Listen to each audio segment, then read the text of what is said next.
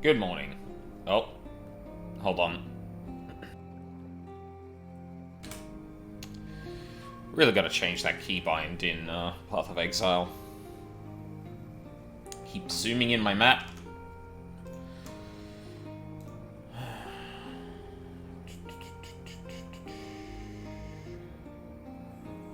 How are we looking? Bit rate's good.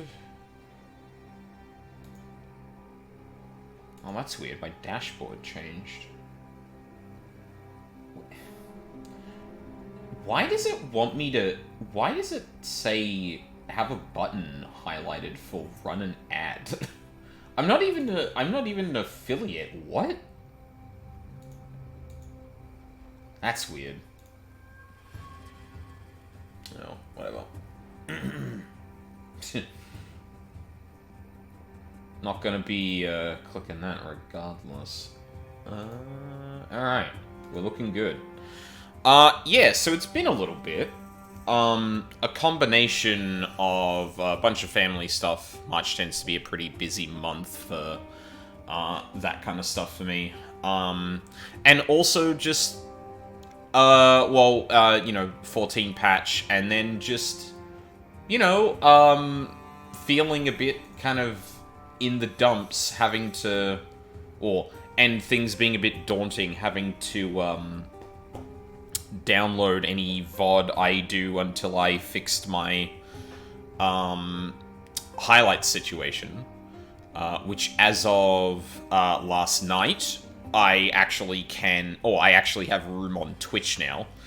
So I've still got to run through a bunch of the videos that I have now got on YouTube and tweak them a little bit. Basically, like, I want to kind of standardize the way that, I want to standardize the way my titles are working, because, like, 5 years of streams, like, I changed the format of the way I laid out titles and all of that, and I don't think the way I do it on Twitch for the highlights works necessarily well for YouTube, because of the actual information that's visible in any given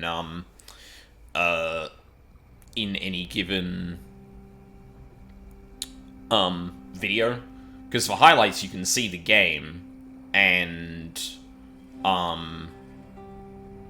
therefore you don't really need to keep that in the title. But for YouTube, obviously, it's more general purpose. It doesn't have that. It's one of the reasons I kind of preferred keeping those VODs on Twitch, because it was a lot easier. Like, even though the search functionality broadly on Twitch is bad, if you're on someone's channel, you could do a lot of categorizing and stuff like that. It was a lot easier to search through shit. So, it's a shame that they're moving away from being able to have that as a primary source of VODs and that, but what can you do? They decided they don't want to do that, so here we are. But yeah, I need to think through some of that. Also, like, it was, all my exports were stamped with, like, a general description I used to use back when, the very first time I started streaming, which was not in 2020. And yeah, I want to kind of fix that up a bit. So yeah, garbage site. It's a good site driven by people who are not looking to make it the best at what it does well, in my opinion. I get it from the storage perspective. Like, they don't want to deal with, like, having the same amount of storage as fucking YouTube has. Because remember, too, that before Google purchased YouTube, they were actually having a lot of problems with, like, storage. The only reason YouTube can, like, actually ingest the amount of data it can now is because Google owns it.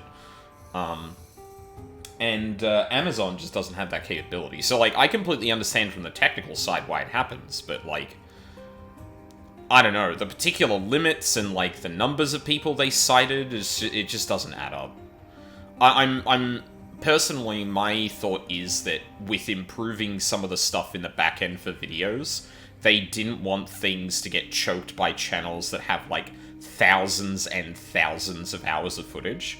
So they essentially put an artificial limit on it so any, like, search functionality in that would be a lot smoother.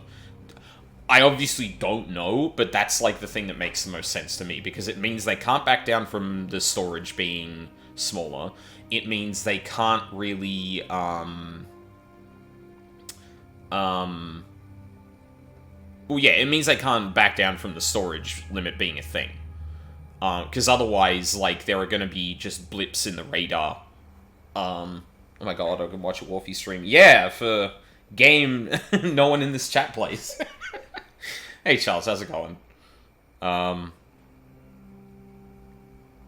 What have I been playing that you wouldn't have been able to watch? I guess I was playing 16 until I wasn't. And then... well, also timing, too. Which, by the way, Daylight Savings is going to occur tonight for me. So, yeah. My nights are about to get a lot darker.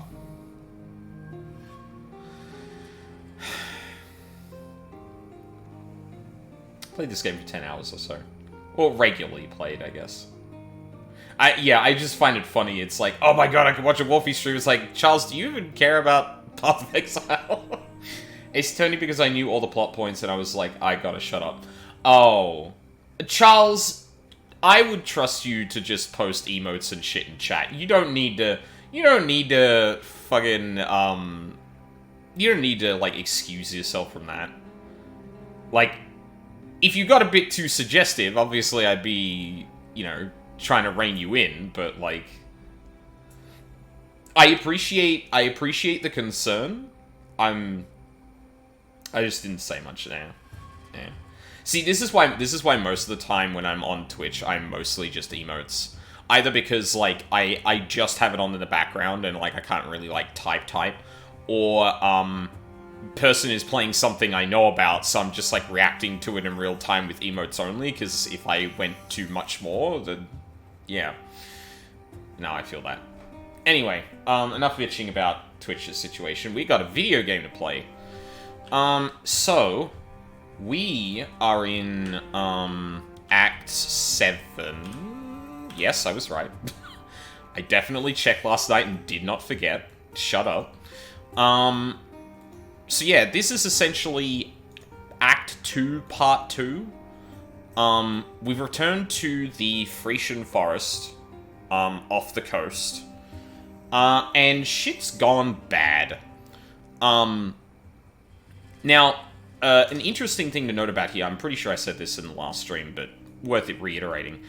We've actually been to this specific location before. This is the bridge that one of the bandits in Act 2 was in.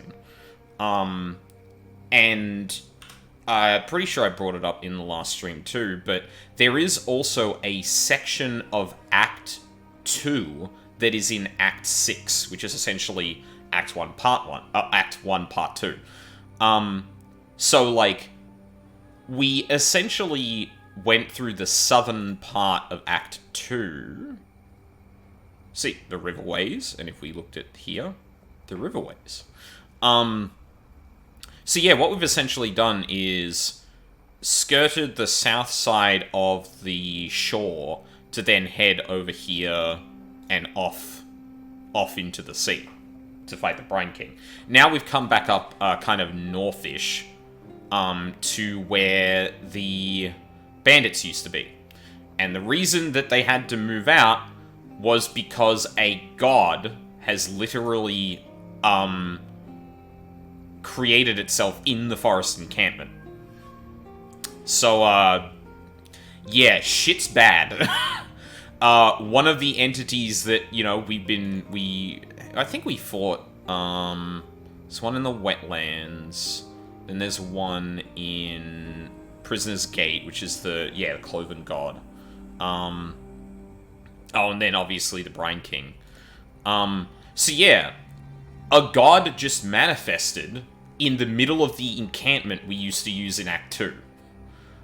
And everyone had to, like, run away, essentially, and they've ended up holed up where the bandits used to be. Bandit's not in sight either, which, yeah, I'm sure there's nothing worrying about that at all. And I think we learnt from... Hello. I think we learnt from someone... My poor Groost. A kind man. Yeah. A strong man. And now... I begged him not to meddle with that relic. It washed ashore after the earthquake, and Groost simply had to know whether it was a danger to us. To me. The unholy thing within that device. It possessed Groost, turned him into a monstrosity. We fled the village, and as I turned back, I saw he was killing them. The stragglers, killing them all, even the children. My Groost is dead. That thing that has stolen his body. Please, destroy it. Yeah, so well. The guy that was a bit of a hard-ass in Act 2, that was, like, very, very protective of the people around him, was like, no, I gotta figure out what's up with this fucked up thing that washed up ashore. Touched it, possessed, instantly. Dead. Gone.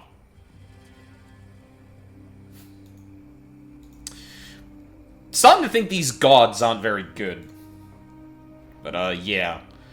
There's an interesting distinction in this game between, like, the divine and godhood.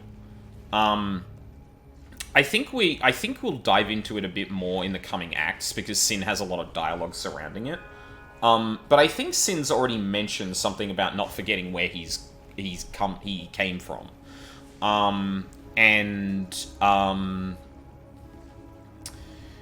The implication being that, like, the gods were just regular people until they became gods, and essentially had to shed their humanity to do so. And in a lot of ways, they become... Think the way that, like, D&D gods embody a concept. This is more like, this is probably more... Rather than, like, that concept existing only because that god exists... In Path of Exile, it's a bit more like this person became the embodiment of this thing, and thus, they, essentially became the concept. So the concept doesn't cease if they die, but at the same time, like, they are inseparable from that, and indeed their entire motivation becomes basically just that. It's interesting in a lot of ways, and something of note too is that it's something to note, I would say, is that Sin specifically says that he has not thrown away his humanity. And technically the thing he's talking about is something we wouldn't find out until, like,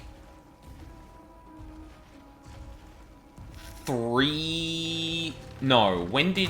Fuck. What? Hang on. Actually, I need a timeline here.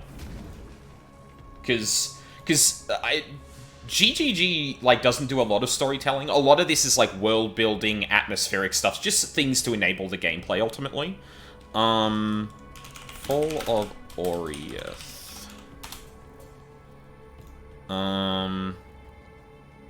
Fucking fandom wiki. If anyone is ever looking at Path of Exile stuff on Google, and they get, like, wikis coming up, use poewiki.net. Do not use the fandom wiki. It's out of date and dead. So, The Fall of Oriath came out in August 4th, 2017. And then the league that talked about the thing that Sin is talking about came out in 2022. And obviously, it could be a 14 thing of like, hey, we said that initially, and now we've kind of thought about it for a very long time and now refined what that's actually going to mean. But someone had this idea in mind for Sin a very long time ago, and it wasn't, like, confirmed until, like, 5 years later in a league with, like, its side material. It's kind of nuts. But yeah. Anyway. So yeah, there's an interesting division between the Divine... Oh, yeah. Hello, Val. Hello, Charles. I'm sorry. I think I might have gotten to say that too, so... You're not alone there, Charles. But obviously, like, I'm the streamer man. I'm supposed to be yapping about the thing I'm looking at, so, you know, it is what it is. There it is. There we go. I almost forgot I had shield charge. It was too. Hell yeah. Reminds me, I'm gonna get back on the Monster Hunter.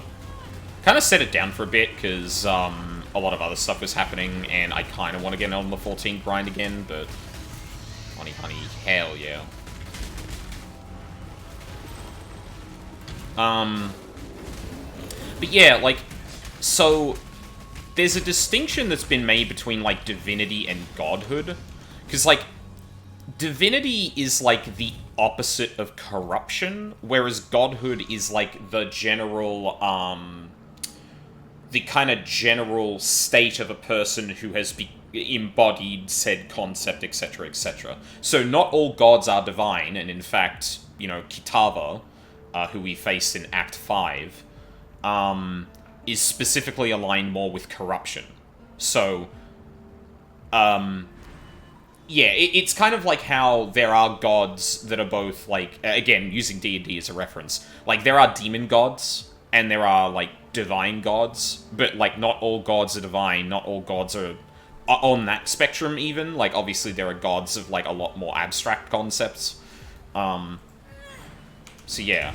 It's funny, because, like, I bring that up as an example, but, like, I recall about a year ago, I want to say, that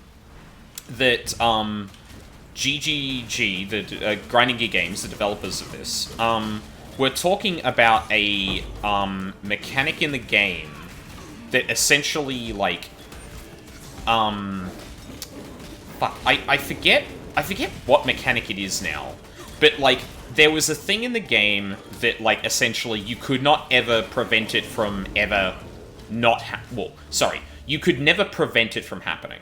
And everyone was like, why is this even a thing? Like, you can invest a shitload into this and you can't prevent it from happening. And they were like, well, we kind of thought about it in the way that D&D works, where, like, you know, you're rolling a d20 for all of these things, so there is just a chance you can fail. And they looked at, and basically the developers on stream kind of looked at each other and went, maybe we should get rid of that. Like, I don't think that makes sense anymore. But, like, clearly to some degree, like, that kind of thing was on their mind. And one of the key people in the creation of the game, Chris Wilson, Jesus fucking Christ, I don't remember. Oh, okay, there we go. Easy answer. That's a very easy answer. Yeah, one of the kind of heads of the company at the time, Chris Wilson, was deeply into magic, and still is to this day, I think. And I can kind of see how, like, maybe, or, like, their kind of concept of, like, godhood and shit like that comes potentially from that kind of thing. Because my understanding is that magic obviously kind of, like, takes a few. Well, I mean, magic has a lot of D&D shit in it, but it's not necessarily the same thing. Or, like, directly derived from it. Obviously it has theme packs that are, like, directly tied in, but... I don't know why I'm trying to kill all this shit. I should just be running through the rest of the quests. But we have been told to go and find Malagaro's map. Because there's something... I think the implication was that, like, yeah, no one knows where Malagaro is, but, like, we know that, like, he's got this fucked up device thing that Malagaro... sorry, not Malagaro. Oh my god.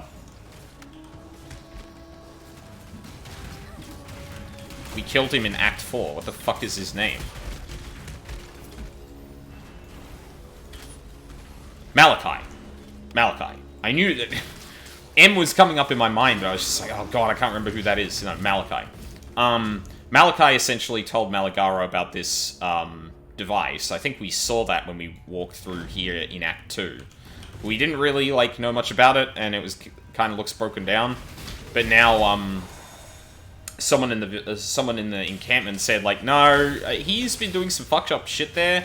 I'm pretty sure he left a key to get into that device in his old research lab, which happens to be in the crypt here.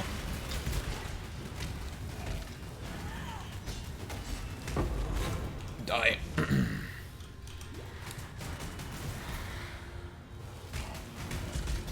God, I really wish I could remember where that D20 anecdote, or what mechanic the D20 anecdote was referring to.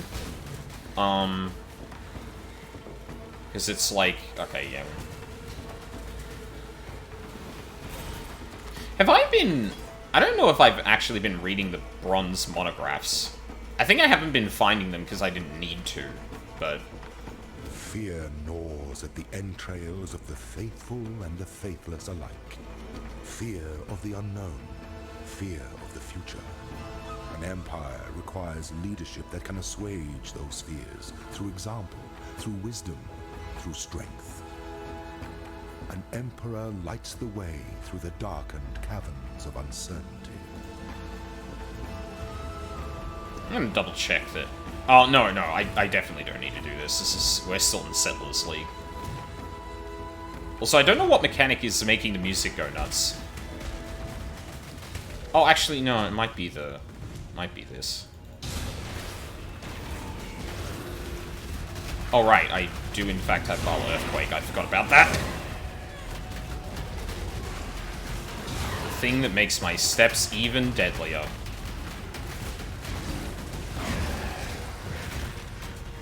Die. Yeah, I kind of forgot how this build works. For reference, in the time between streams, I basically created 2 different characters in the new Path of Exile event and got them to max level. Well, not max level, sorry, I didn't get them to 100. But I got them to endgame, and have been kind of just trudging through that. So for a minute I thought I was using my Blade Vortex build with, like, the gigantic crit. But no, this is the step build, Wolfie. You need to remember how to play this.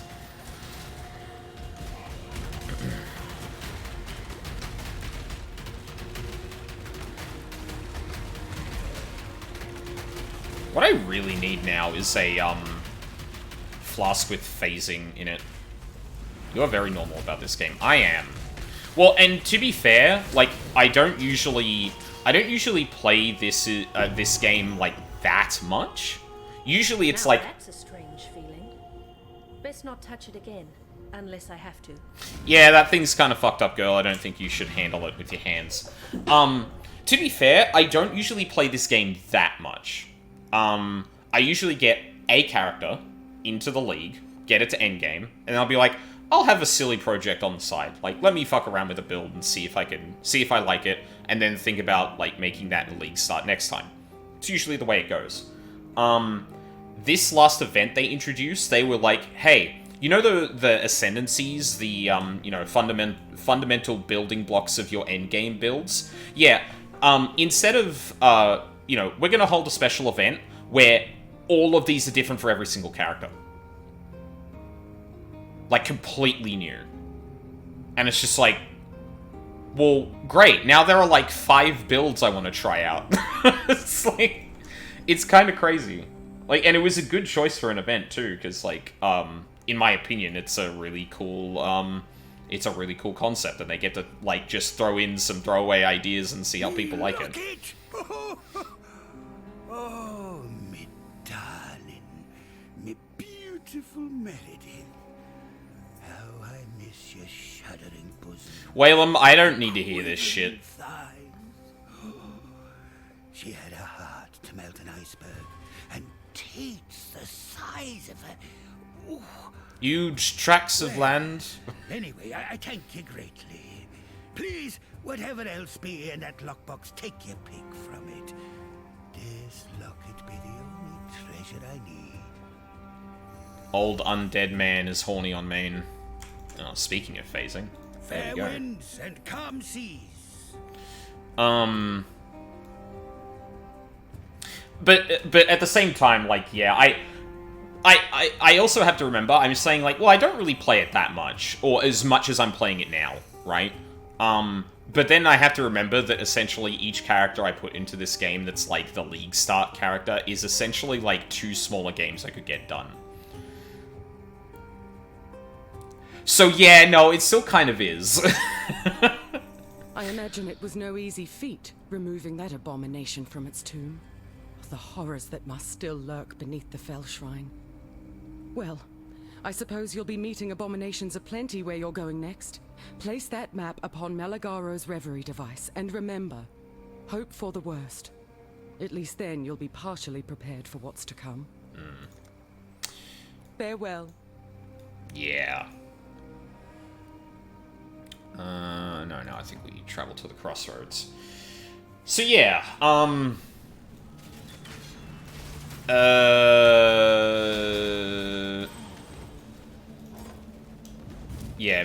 this is my Elden Ring. What else are we talking about? Oh, I guess we could talk about the map devices. We're going to come up to it. So, I kind of alluded to this earlier in my playthrough, but the maps are essentially an endgame system. And, you know, for the literal mechanical side of it, it's pretty simple. Put a thing in, it opens an area like one of the The legacy of evil men continues to plague Rayclast. You tell them. You throw in an item that represents an area. It opens up an area kind of like this one. It has a bunch of monsters in it. You clear the whole thing out, and then you leave, and you get the loot from it. Rinse and repeat. In terms of the lore, however, like I'm aware of like its presence in the story, and I'm aware of its presence and mechanics at the end game. But the thing that I've forgotten over a long period of time is the connective tissue between those 2 points. And there's been a lot of talk already about like the beast's kind of connection to this place, because like Malekith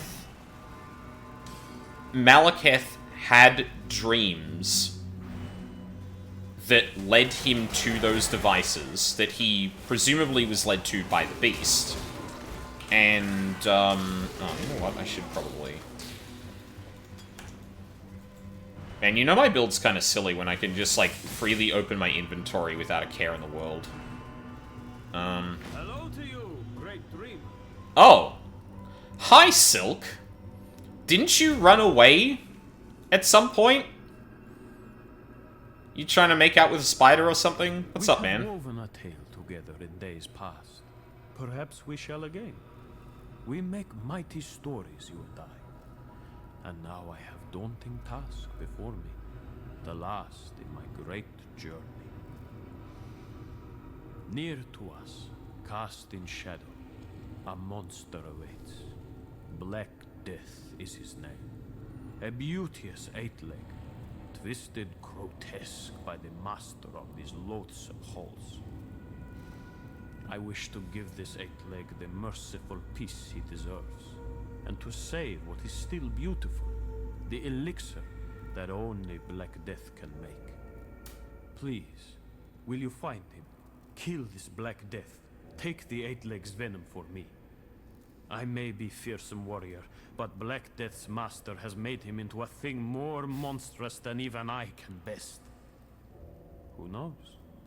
Perhaps Black Death is too strong even for you. I think you should be careful about talking yourself up, man. I have climbed the great 8-leg web. I know the 8 legs like no other. This 8-leg, this Black Death, is one of the oldest and most fearsome 8-legs in all this land and beyond. To its shame, it was made pet, plaything by the malicious master of this place.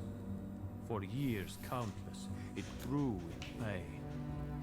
Pain is all it knows, all it can understand, all it can give. End Black Death's pain, for all and once. So what have you been up to? My great journey led me to places of great power beyond even your story's great dreamer. I am carried on legs and webs and shadows.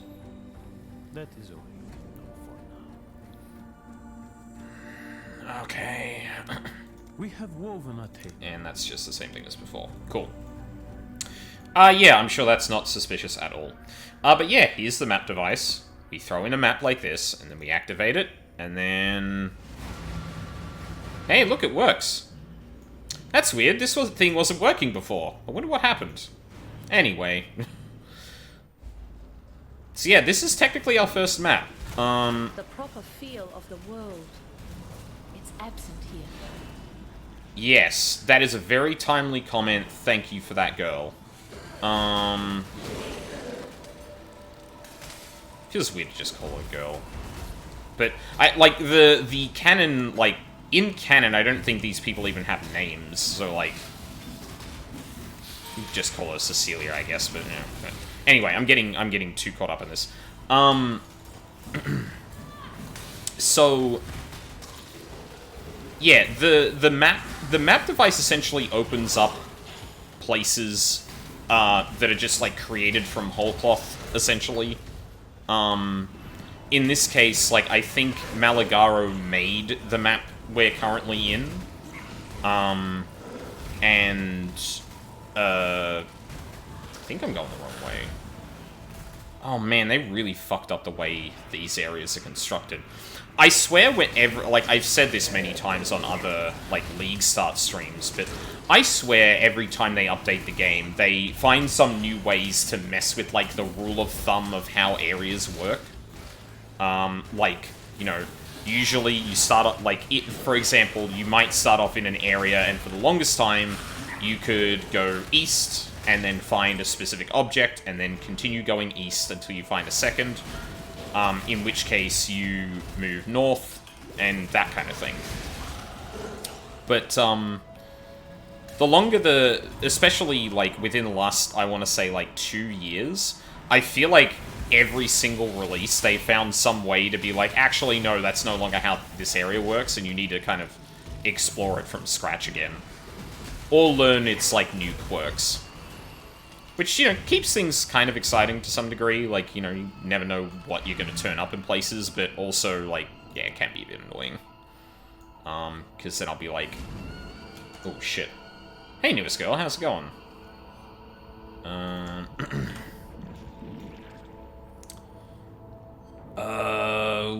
Where do I go from here?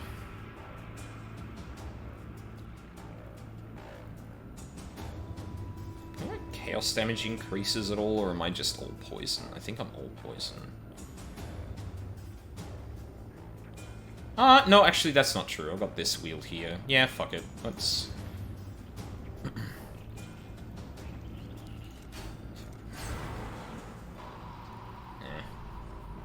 Not much. Waiting for cosmic exploration. Hell yeah. Yeah, anyway. Malagaro round 2. Alright. Again, I keep forgetting what build I'm playing. Hey, here's the spider.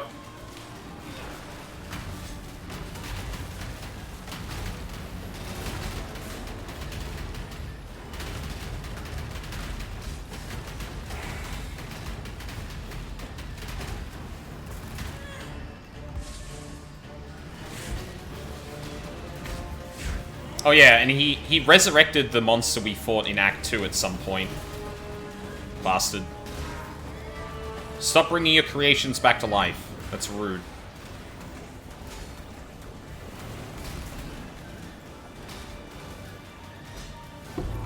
Die. This sanctum is nothing but a scar on nature. And with that comment, it's probably... So...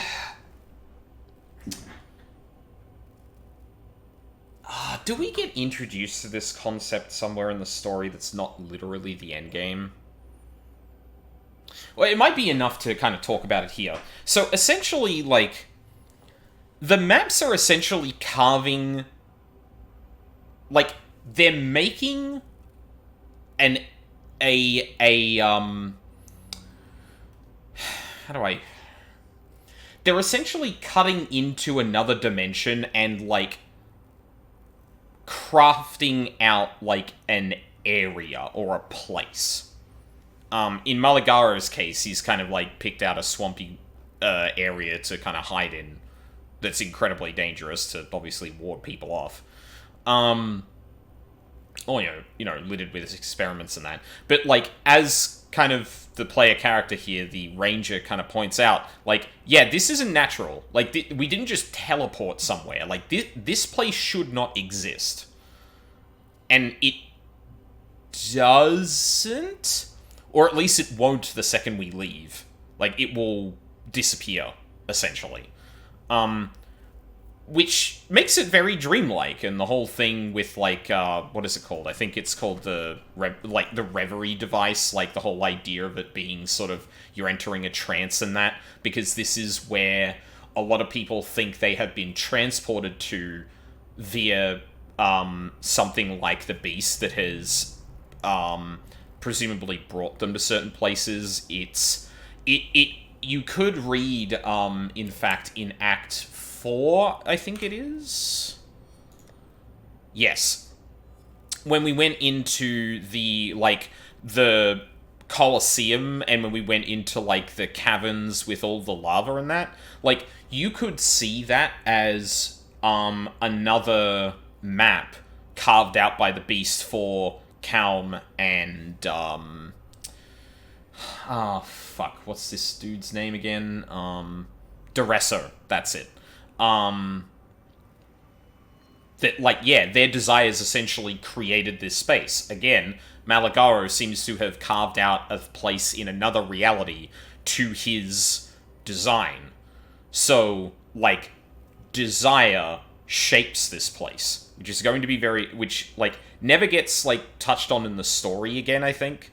I think this is the last time we really talk about the map device until you get to Endgame. But there is, like, a whole storyline that occurs that, like, essentially tells you what this place is. Which is why, and because that bit is more prominent than the story at this point for me, that's where I get confused about, like, wait, is the Beast making maps for people? Or enabling people to carve out maps in the other... What is going on? And yeah, I don't think I'm gonna ever be able to give a complete picture of that, because, like, that would require me to do a slideshow and, like, a hell of a lot of research that, like, is delving into a lot of, like, item descriptions and that. Because a lot like, Dark Souls, for example, the unique items in this game all have item descriptions. So, for example, here we go. The Goat King knew not of war of the land... knew not of war, of the lands and laws he trampled. The Goat King knew only joy at turning life to ash. And this is talking about the god we slayed in Act 6, who is like the goat dude with all the fire. Prisoner's Gate, there it is. So, like, there's a lot of items in this game that end up giving you lore, and indeed, the thing I was talking about earlier with, like, Sin's origin as a god... that thing is spelt out explicitly in an item description. Like, how Sin became a god, 5 years later in another league, some unique item drops with, like, a key piece of that lore. So, like, it's the kind of thing that I'd never get to touch on in, like, a regular story playthrough, and I would need to grind for hours to get the pieces together to actually talk about it in full. So, this is why I kind of go on tangents here and there, because, like, there are important things that I think are neat to point out, and how they connect into later storytelling that we're not going to go through. But, like, they're not going to come up organically, and they're not relevant to the story again, because they're really just planting seeds for later on. The Black Venom. Oh, great dreamer who has done great deeds. I shall see to it that my queen rewards you with honor and mercy when she rises up to claim what is hers. Your queen? Yes. This elixir, so aged and potent, shall be life-giving draught that she sips upon first waking. It is my gift to her. My wedding gift. You're gonna feed your wife poison? Great dreamer. You will be wrapped in silken finery and made welcome at our wedding feast. Guest of honor. And oh, what a feast we all shall enjoy. Silken finery, huh? Cool blanket of shadow preserves our treasures. I think this guy may want to fuck spiders. I could be wrong. Oh, no voice acting for this? My interest in this world is dwindling. Most children begin their lives wide-eyed, amazed at what this world has to offer. I have always been different. Since the day I was born, I've been searching for the new, the surprising, that which disturbs both sense and mind. Oh, to be an artist. What a lamentable task. Not seeing the world as it is, but as it should be. Peace is the worst of it. A disgusting state of stagnation fit only for the weak and vapid. War, confusion, terror, love and passion. These things are the closest the world gets to being interesting, and alas, I have felt them all. Yet all these pale in comparison to the delightful chaos I've envisioned for this poor, dull world. Manifesto is definitely a word for that. I've been known to enjoy silky finery.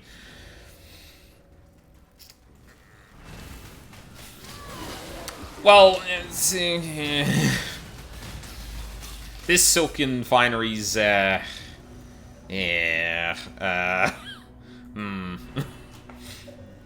Anyway. Oh, actually, I can talk to Helena about something. Let's get back.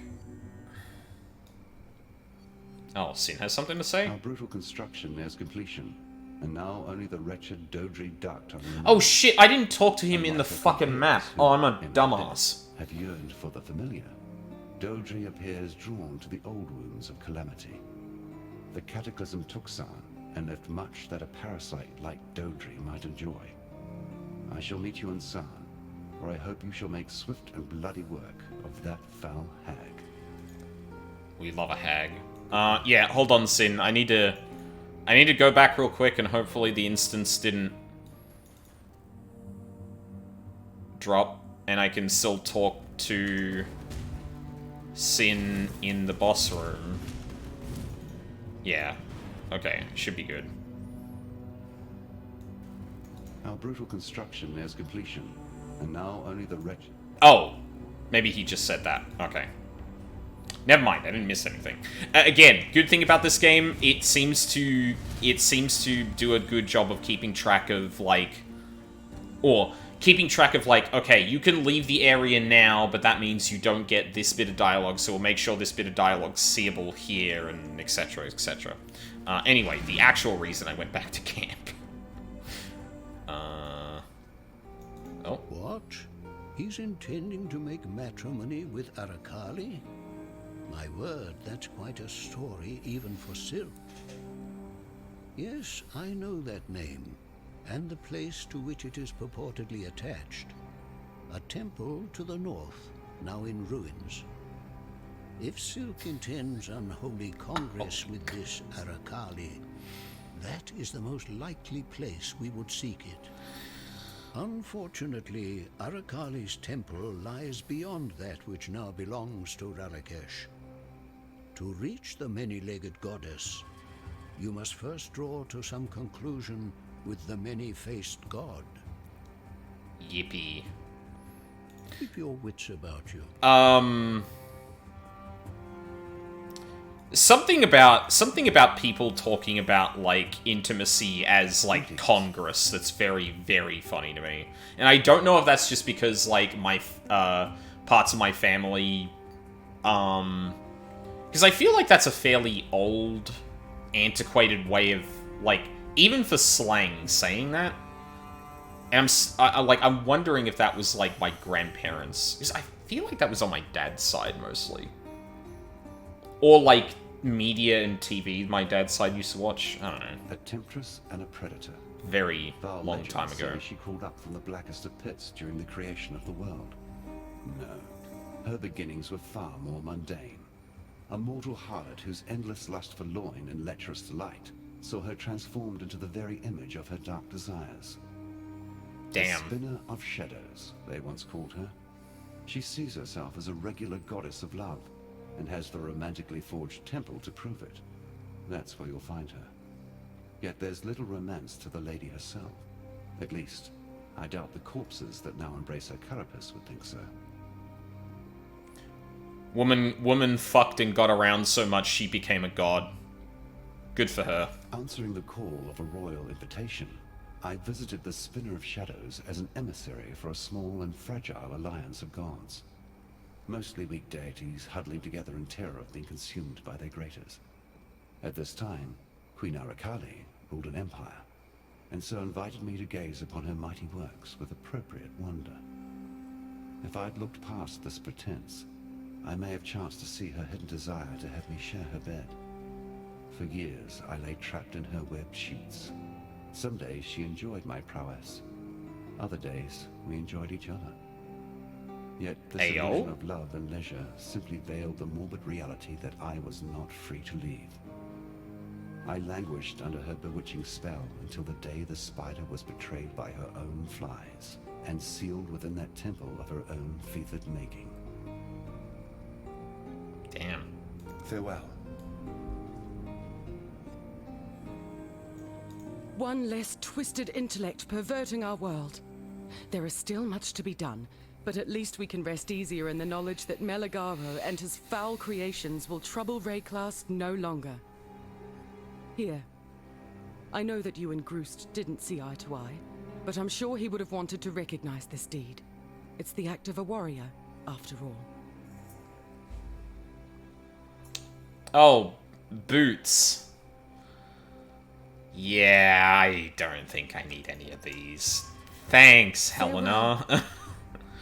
Oh, Jesus Christ, I forgot that. So, one of the leagues ended recently, and because it was branched off of Settlers, which is the current kind of like, core league.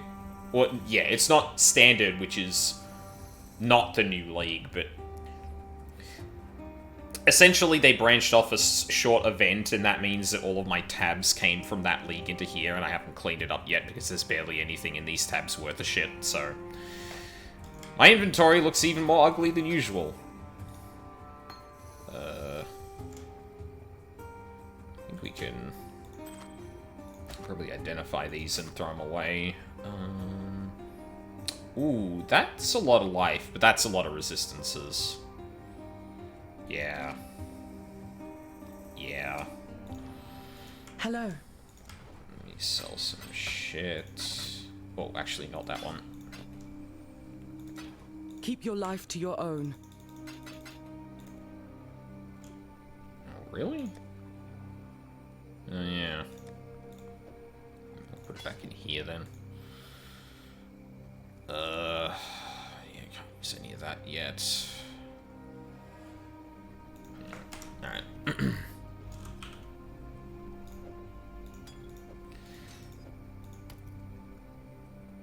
Do I want that? I don't think I do.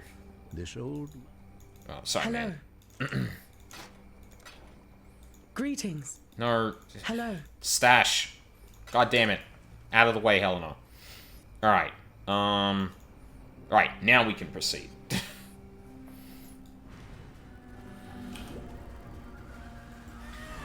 So yeah, now we gotta go and finally confront Groost, because he's in the way now. I don't know why I still have Blink Arrow with me. I should get rid of that.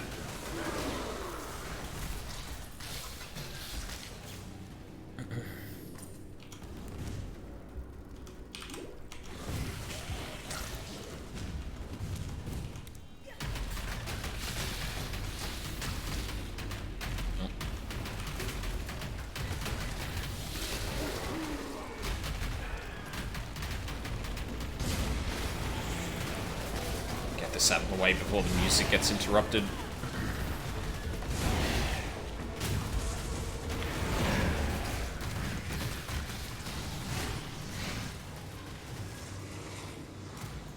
The path to justice is slender and perfidious, fraught with missteps of ambition. The path to justice Sorry, is slender trying to keep and the dialogue on the perfidious, screen. fraught with missteps of ambition and despair, egotism and doubt. Should you choose this road, beware those who would waylay your hopes and disembowel your dreams. Remain sure and God. I really need to fix that, actually. I'm kind of surprised they haven't. But then again, I guess, like, who is actually complaining about that? Because, like, no one really listens to the story in this game. Well, beyond the absolute, like, surface level, I guess. Oh, shit, we found the exit really quick. Damn. Love to see that. I remember when we were chasing Piety down here. Good times.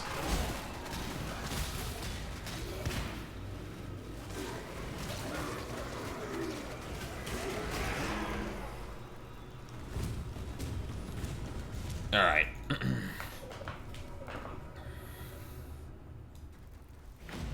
More caves.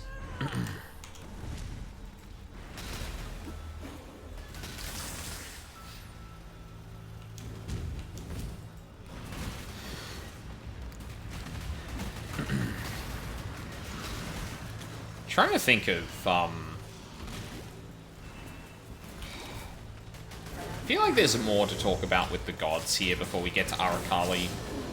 Oh, but yeah, actually, Arakali's a perfect example of, like, the actual true origin of the gods, right?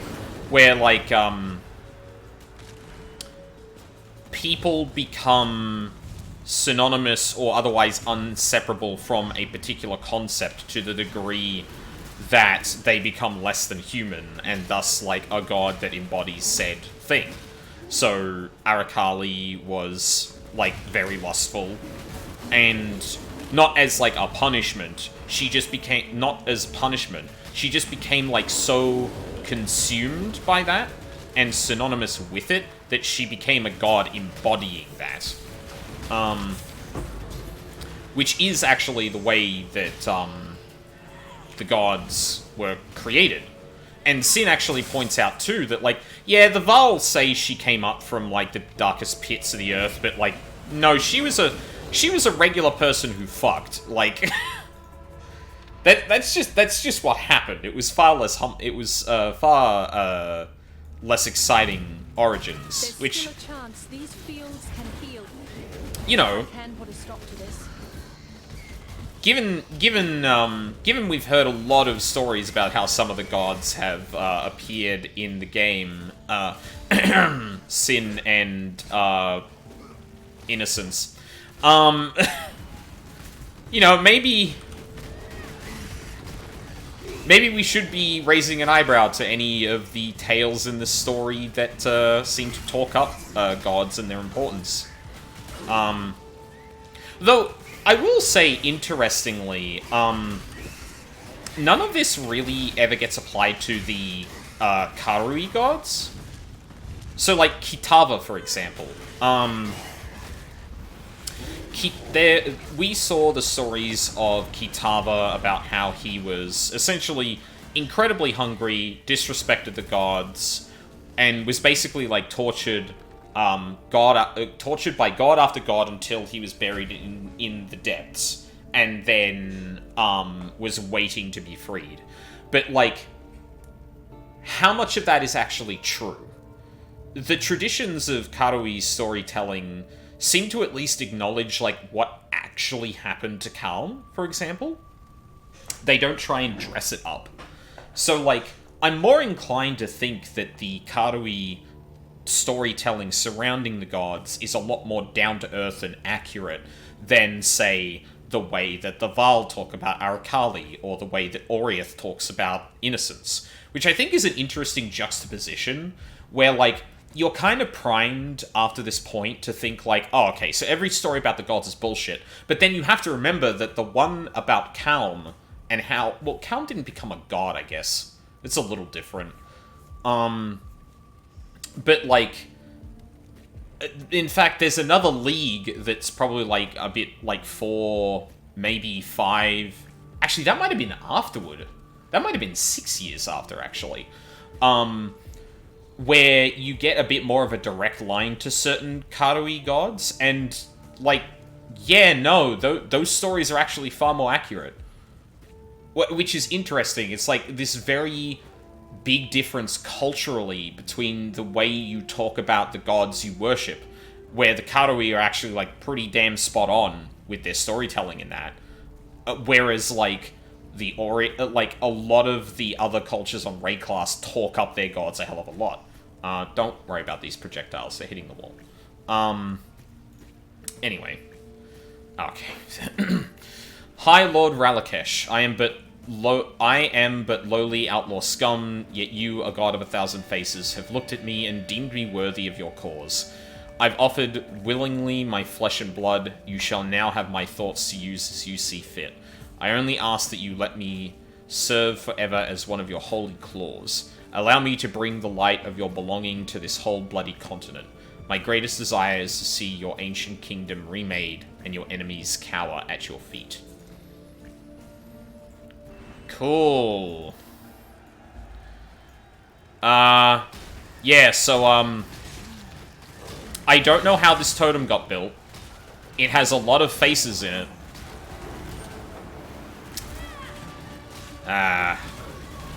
Yeah, I think there's some assumptions we could probably make. Hi, Groost.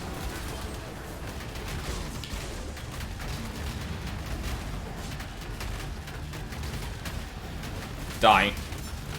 Oh, Jesus. Ralakesh.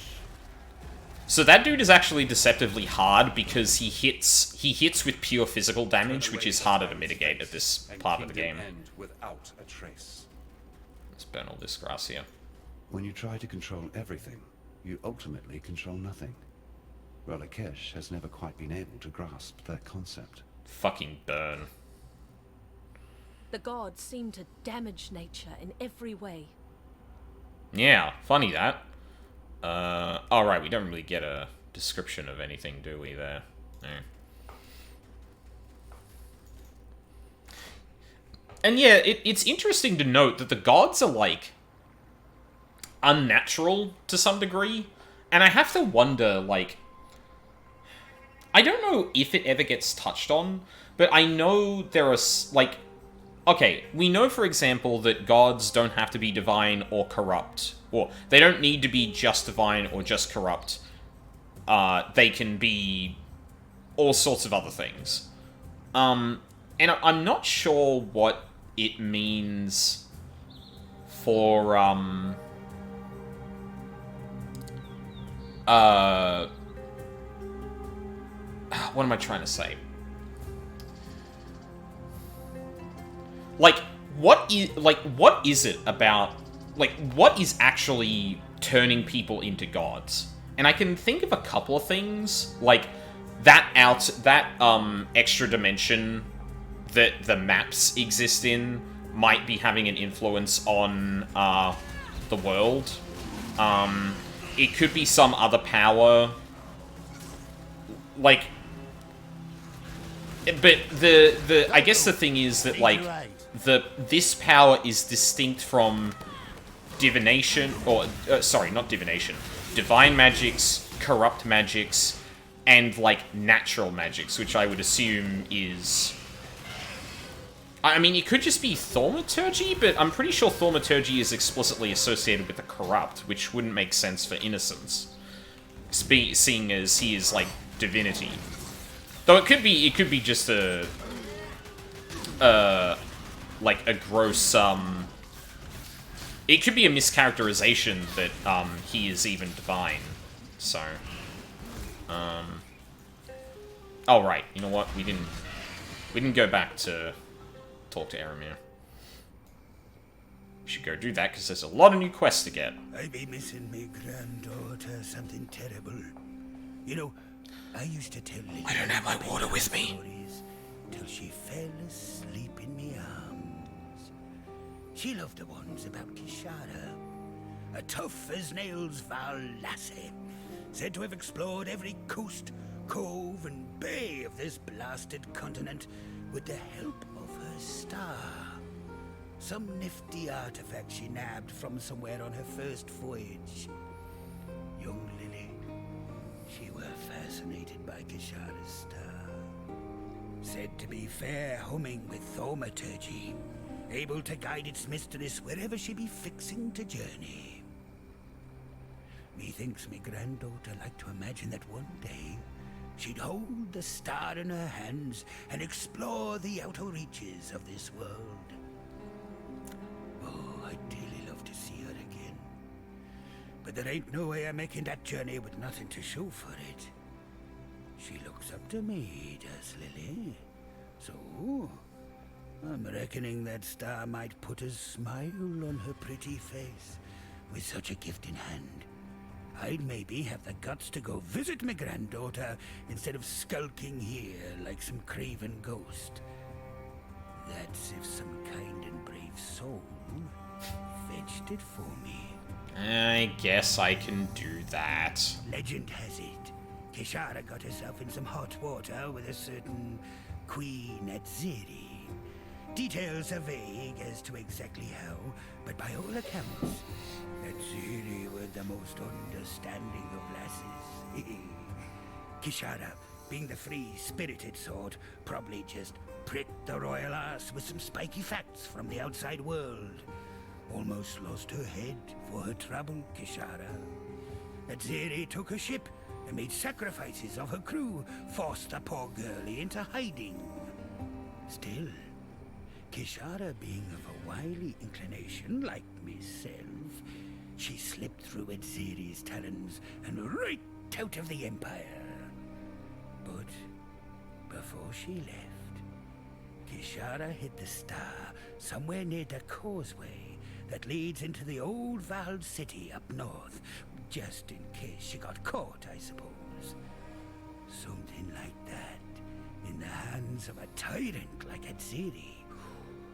Who knows what trouble she might have found with it. Here our ways divide. I'm surprised you know so much about... This is where I really wish there was a little bit more of an account of, like... Well, I guess we know from Act 3 that Oriath had unearthed a hell of a lot of Val writings and that, so that's probably how, like, stories like this got out. Into the most dreaded of thickets you must go, I'm afraid. For there Gruthkull the Despairing sulks and schemes. The Val laid waste to her kingdom, and placed her slaughtered children at her feet. Grief enveloped Gruthkull, transformed her, flooded her mind with a singular thought, to share her suffering with those who had murdered her daughters. Though she has returned, her sanity has not. There is no fury like a mother bereaved. And yeah, and here's another one where, like, oh, actually, we're getting more talk about it. I wonder if Gruthkull would still grieve for her children if she knew the truth. The Spinner of Shadows had no aspirations until Gruthkull's daughters plotted against her. They saw her power over the people, her miraculous potions, her intoxicating lusts. They feared Arakali, thought she might threaten their legacy. Yet that's the curious thing about spiders. They only leave their web when you force them to. Oh. But yeah, this is another example of a god that, like... That doesn't even sound like the god was actually made through, effort by someone, or intention by someone. Gruthkull was so overcome with despair by the death of her daughters that she also became a god. It's just like... Yeah, okay, like, you don't have to be out looking to become divine to actually become a god, or embody some, concept like that. You truly are a hero of the modern age, succeeding where even the ancient Val could not. I must say I'm really quite relieved. For a while there I feared we were headed towards another theocratic dictatorship. Exile allowed me to be free of one. I had no wish to experience another. You deserve to be rewarded for your efforts. Here, Something with a little insight would suit your purposes nicely. Nice. Yes, I know of Gruthgul, the grieving mother. She featured quite prominently in some of the Val texts I restored during my time at the museum in Theopolis. After the deaths of her children, Queen Gruthgul fled north, eventually finding respite amongst the refugees of her own shattered realm. Yet these loyalists saw their own queen as a weapon, a tool for vengeance.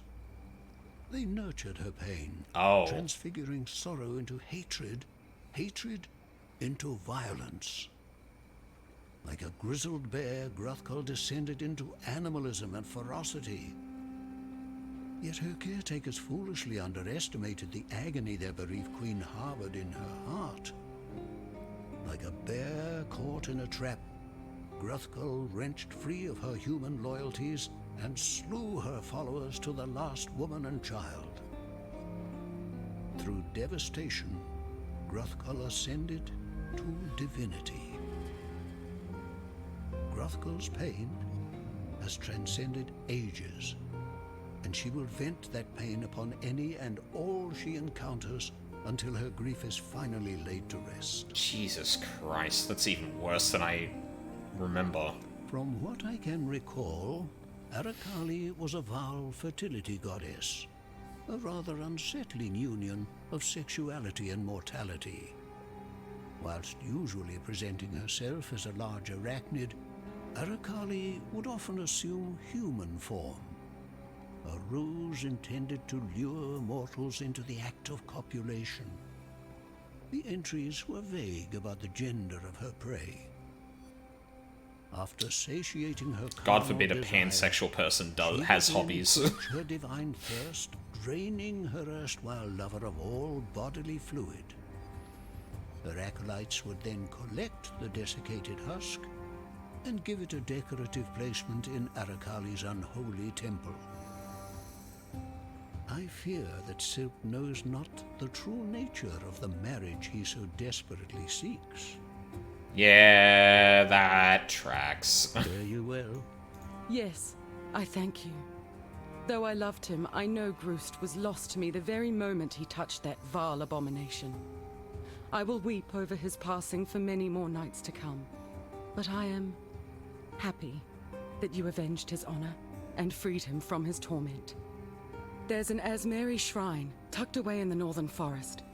Groost took me there, told me it was a memorial to those who had gone before him, a place where their spirits could rest. When he passed, he wanted his remains to be laid to rest with the bones of his people. His body, I find it difficult to even think about it, but I doubt it will ever be recovered. Yet there might still be a way. He gave me his necklace, the fangs he earned when he rose from boyhood to manhood, handed it to me for safekeeping only moments before Relakesh. It's almost as if he knew what was to come. Please, could you deliver this necklace to the shrine for me? Put Groost's spirit to rest? I would do it myself, but the journey to the northern forest is not what it was. These lands have changed, and not for the better. Boy becomes a man when he has faced the animal in his heart and wet the forest floor with its blood. Asmeri proverb. Farewell. What you tell me of Silk, this I understand, though I do not want to. I have spent many nights pondering Silk's journey, why he has stepped from the spirit path. Now I know. He has walked into the 8 arms of blind lust, Arakali. Silk is a warning to us all. He is trying to take the short trail to greatness, to the story Spirit has made for him. Silk tries to steal his story, but now he holds only a lie. Please, you must find the place where this Arakali sleeps in her web of shadow. You must stop Silk before he wakes her. A mistake that we all will come to regret. The Spirit tells me this is so. You don't need to tell me twice. I have asked questions of Spirit, and it has answered in dreams that wake me with screaming. Arakali will suck all life from this land, leave only empty husks and dusty bones. There will be no spirit, no us, no thing left to love and laugh. Only husks and dust and Arakali.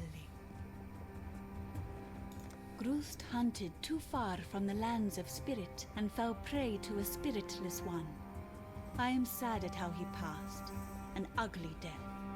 Yet I am thankful that he suffers no more, that he has now found his way back to the spirit, that he can rest now. Yeah, it only took him dying, but I guess that is one way to look at it. Alright. We will... Did I not?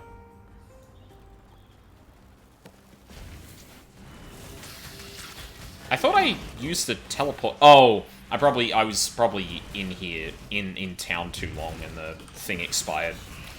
Alright, I gotta go find that cave again. Oh, actually, no, I don't need to go find the cave just yet. Yeah, I should... fuck, I'm in the speedrun mindset again. No, we'll just go find the shrine and then go from there. Oh, there it is.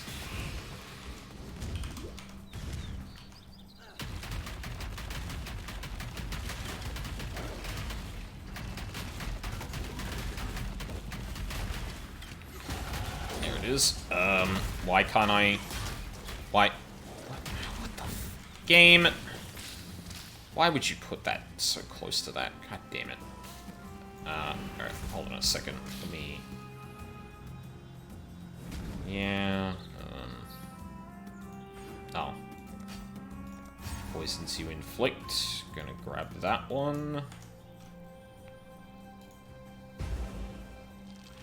I will plant a seed atop your grave, Bruce, so that you may live on.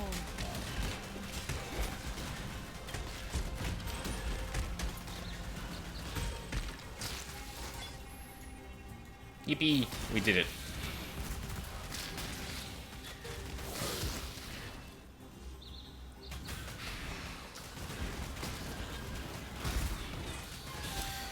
I kind of forget off the top of my head, like, where exactly the Ranger comes from. I'm pretty sure she's not Asmiri. But she does seem to have some beliefs in that, like, border it somewhat.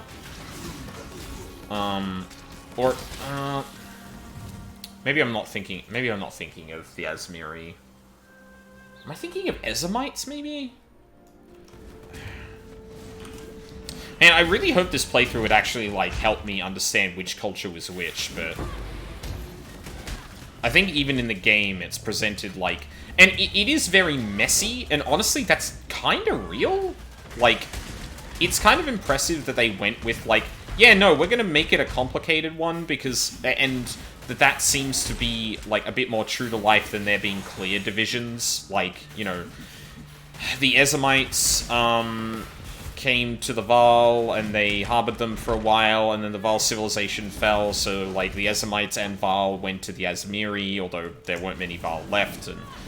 Just, like, a very, very messy history. Which kind of makes sense with, like, all the garbage that happens in this game. So much fucking shit goes on here. Ooh.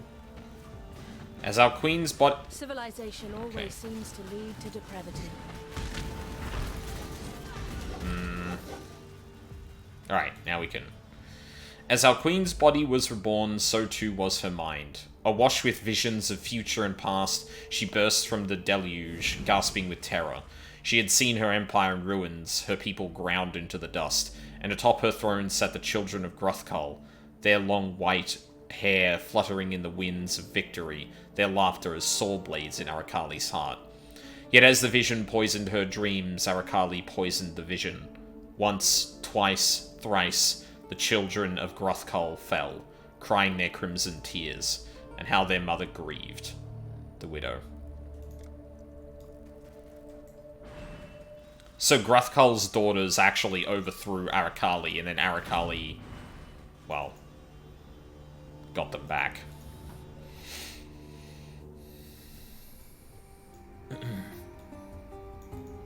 I feel I have failed my poor Groost, not being able to return his bones to the resting place of his people.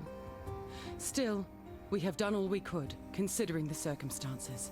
Groost was a practical man at heart. He would understand. You deserve our thanks. Here are some of Groost's most treasured possessions. I'm sure he would have wanted you to have one. Ooh. Well, I'm actually kind of good on amulets, because there is a very particular one I am going to be getting. What do I need? Probably Dex and Int, I think. Yeah. Oh. Toplum, thank you for the follow, I appreciate that. Farewell. Oh my god, I've had a fucking skill book in my inventory this entire time! I'm very good at this game, y'all. I promise. Yeah, you know what? We'll get some more health, and then, do I want to go spell suppression yet? I don't think I do. I think I want to actually come down here, because at some point I need to actually grab this wheel, because it's going to get replaced. Or, yeah, the amulet's going to get replaced, which means the enchantment gets replaced, so I need to get down there sooner or later. What is that? 1, 2, 3, 4, 5. So 5 levels ahead. Oh yeah, I got a while yet. I think, when is the 68? Ugh, it's like right at the end of the game. Honestly, like, one thing I might do is just, get the build going before the next stream by, like, just leveling up and, yeah, like, over-leveling a bit just to get, all the pieces in place so I can kind of demonstrate how it works. Because that would be more fun than, like, trudging around with this until, like, the very end of the game. On who an update is hit. Yeah, I need to get on that at some point. Oh, shit. I don't think I... Oh, no, I did, yeah. I did talk to Helena. That's fine. Alright. We continue on.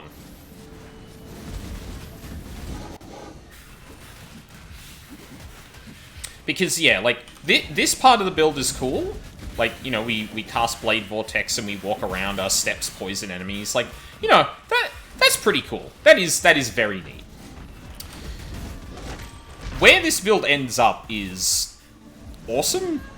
And probably one of the most complicated builds, like, I actually enjoy playing. There are some builds that are just, like, really, really out there, but they're either impractical to get to because, like, they're so expensive to get going. Or they require you to be literally in endgame to do it, so... I have kind of cheated by getting an endgame piece that I can use earlier, or you actually potentially use in the campaign to do it, but yeah.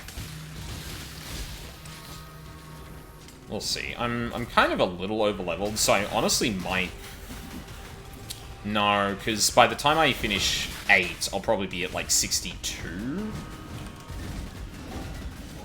I usually get around 6 levels in that, I think.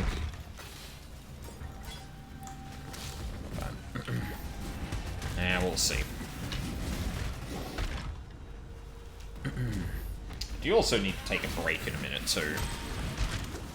But yeah, this is another ruined Val city. As we kind of discussed, Arakali finds her origins in the Val, so, yep, she got buried in Val ruins. Chaos would like to see you make it past round 7. Hey man, bro, I've got enough going on. I've got enough going on without talking to you about everything, my man. Like... Man, like... And unfortunately, the Trial Master is, like, one of my favorite characters in the entire game. Like, bar none. And yet, it would take me several minutes... Well, it would take me a while to actually explain this guy's connection to things, and, like, yeah... That's gonna take way too long. Honestly, one thing I was considering as part of all of this was going, okay, I'm gonna go through the campaign, and then I'm gonna literally do a PowerPoint presentation of all of the leagues and their stories since the end of the game. Or since, yeah, all the stories that were told in the leagues that, like, are kind of important to, like, the world building and that. As kind of like a thing for Path of Exile 2 once I actually get to it. Oh, hi, Yina. 1 second. Your soft whispers beneath earth tingle my skin, like breath of love against my loins. I sleep not. I hear your name inside my skull. Arakali. No name tastes so sweet. Could you speak up, man? Stories I have heard, tales of cursed beauty, visage of womb, jewel that walks the streets in final days of a great empire.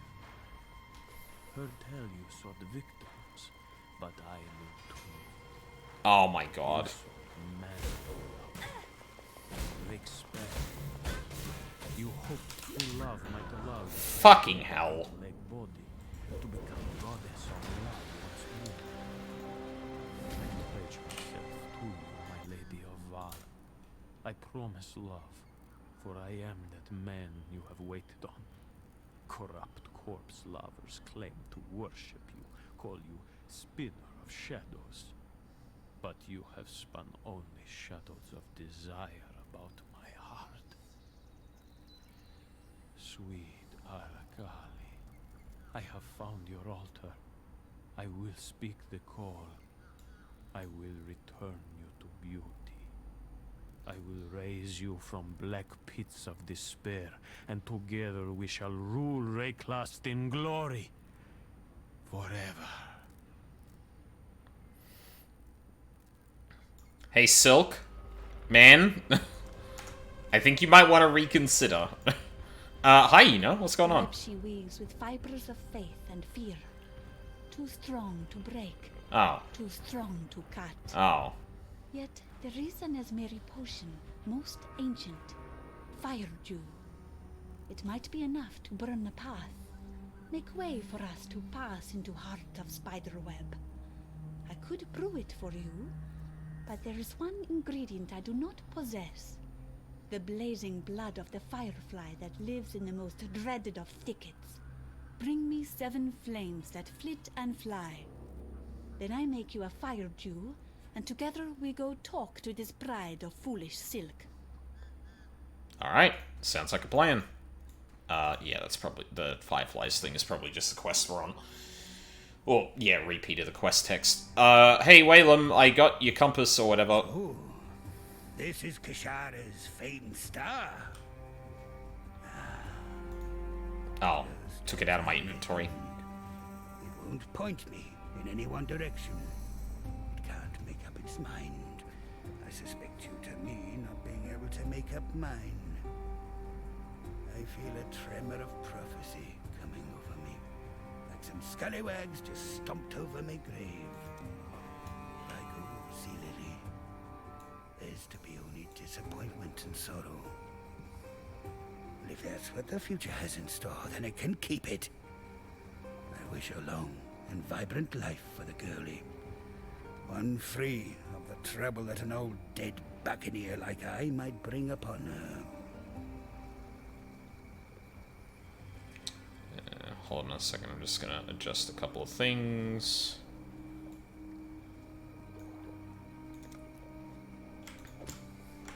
Hopefully that has a better balance on average. Right. Yeah, we'll take this one as well. Actually, hang on. 56. 7, 8, 9...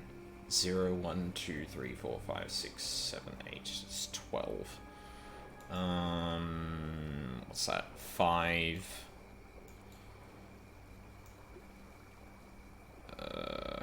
Fuck, I forget what else I get down here. Oh, I guess I do also get...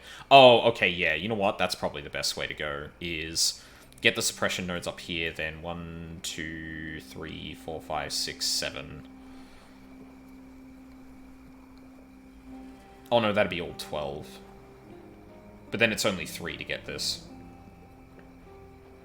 Which would could probably get that with spell books alone. Or skill books, rather. Yeah, that works. Alright. Sorry, doing some build math in my head. Don't mind me. Yeah, and I think we'll take a break here. Yeah, like... Basically, a lot of the story that happens here is just go kill this next god for, like, until we get back to Oriath. Spoiler alert, I guess. So, a lot of the stuff to discuss is a lot more about the world building and that. I think there's a couple of points in the next act that have a fair bit to talk about. And we can also ascend again.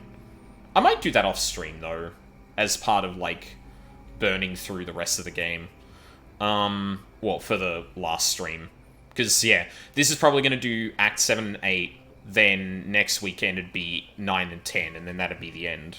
Oh, but yeah, one of the things I was honestly thinking, and I don't know if people would actually be interested in it, was, like, yeah, I got stopped in the middle of, talking about it, was, like, doing a, like, PowerPoint of, like, here's all the story in each of the leagues since, like, the game was introduced, and, like, what story got added when. Because there's, like, a lot of shit with, like, the Trial Master that we just saw that's, like, really interesting to dig into. There's some stuff with the Karoi, that we learn later on. There's obviously the stuff with Sin that I alluded to a lot. That I might talk about a little bit more explicitly, but, like, I can't talk about, like, a lot of that without, like, blowing out the time that it takes to get through all this shit, so, yeah, we'll see how that goes. But, yeah, I'm gonna take a break. I'm actually gonna get my water, because I forgot to bring it in here when I started the stream. And, yeah, then we're going hunting for fireflies, apparently.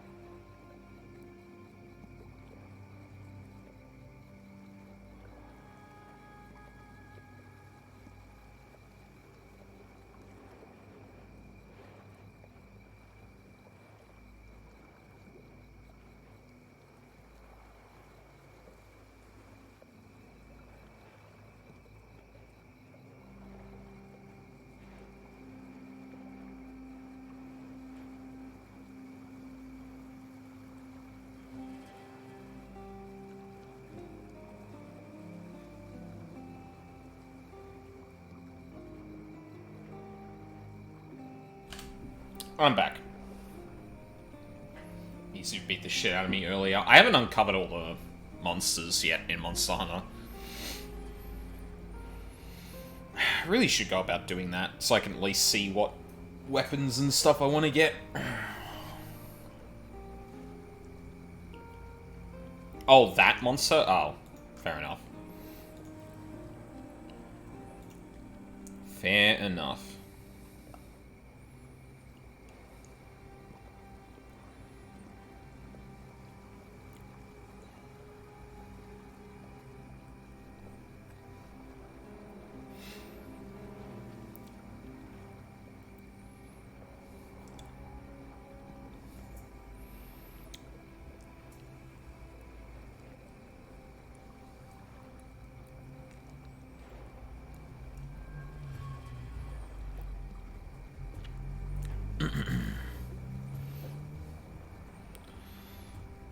Think Hunt and Horn got some minor improvements. If you need a hunting buddy, feel free to ping me. Hell yeah. That sounds good. I'm pretty busy this weekend. Well, busy during the times that you would be awake. Or anyone else would be awake, so we'll see how that goes. Yeah. Alright.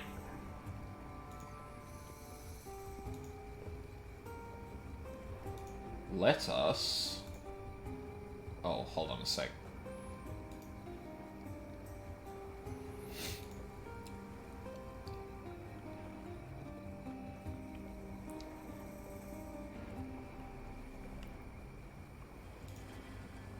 Alright. Let's hunt some fireflies. It's also moved by water, not somewhere I can spell it.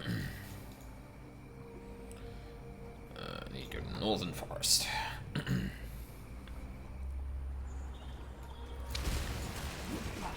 yeah, I haven't even found, like, all the base monsters, to be fair, so...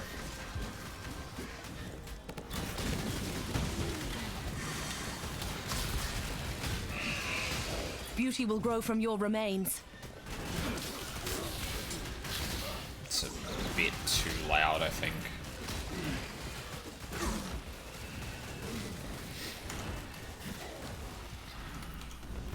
Oh, there it is. I see the door. Dread thicket. Oh, more lore. Shrine to Alakali. Oh, wait. Let me read.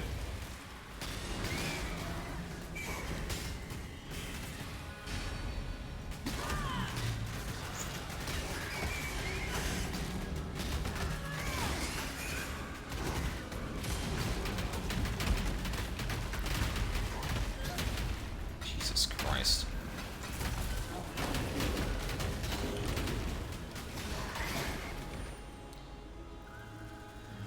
Anything more? Yeah, okay.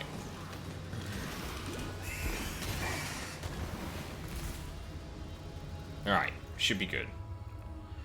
As her fury grew to blot out the sun, the mother's grief grew to eclipse the land.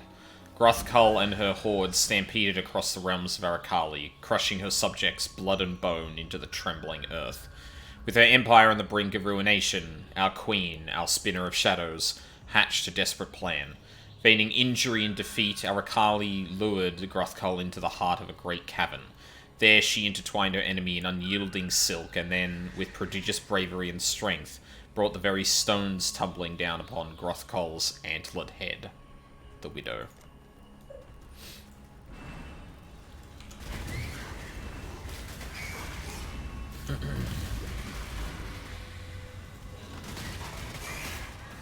So yeah, evidently this is literally the place Grothkull was imprisoned.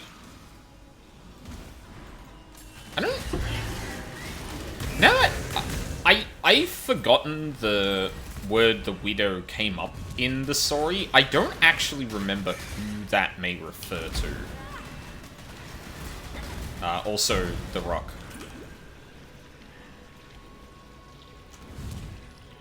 Don't know what that is.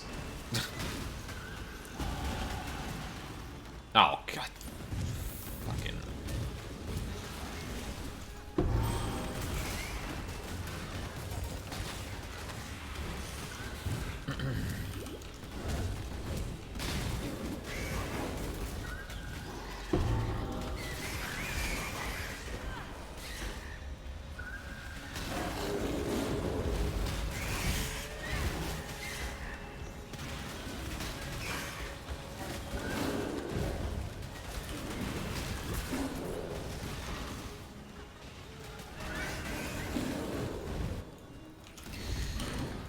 Hi, Grothcole. Time to put you to bed.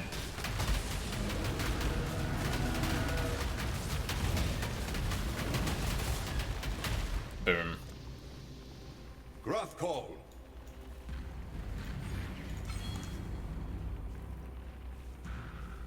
Thus I release you from motherhood's rage. The tragedy is that our world, our kind, may turn something as pure and honorable as a mother's love into such a vicious weapon of wrath and butchery. I only hope that Grothcole will find her children, happy in her arms, in the realms beyond. Amen. My mother called you the Porcelain Queen. I never thought you were real.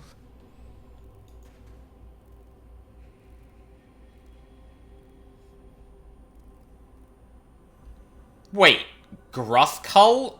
Grothcole is the Porcelain Queen?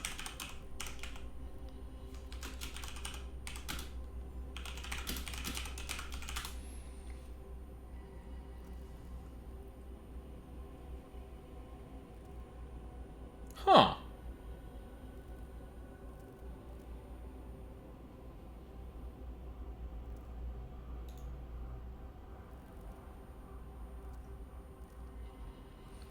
King in the Mist was not the first to escape the realm of nameless nothingness. A great many seasons ago, a curious young man walked to the wild. Full engaged in a fight, fancying naming creatures that you own. He just so happened to picture a powerful mother from the Shadow Realm, and he foolishly gave her a name. It is not the Porcelain Queen, mind you. That's just a title of a few safe words to refer to her in a roundabout manner. Huh.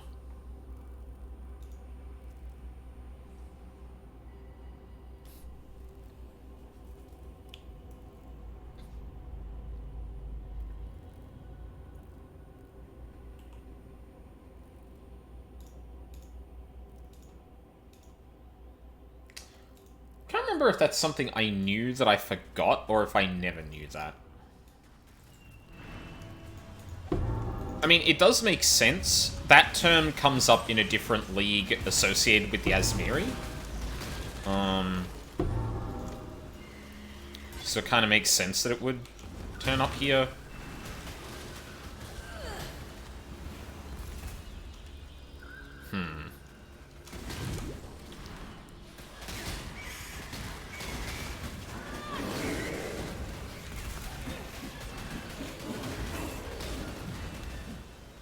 You know what? Don't need you. I just need to get this, hopefully, last 5. Awesome. Now we go back to the bridge. So the grieving mother sleeps once more. Her story has come to fascinate me, and your conquest of her makes for a satisfying dramatic climax, don't you think? I'm but an old man, living vicariously through your life. As history seems intent on repeating itself, I should record it in a book. An historical account of the goddess Grothcole and the legendary champion who defeated her.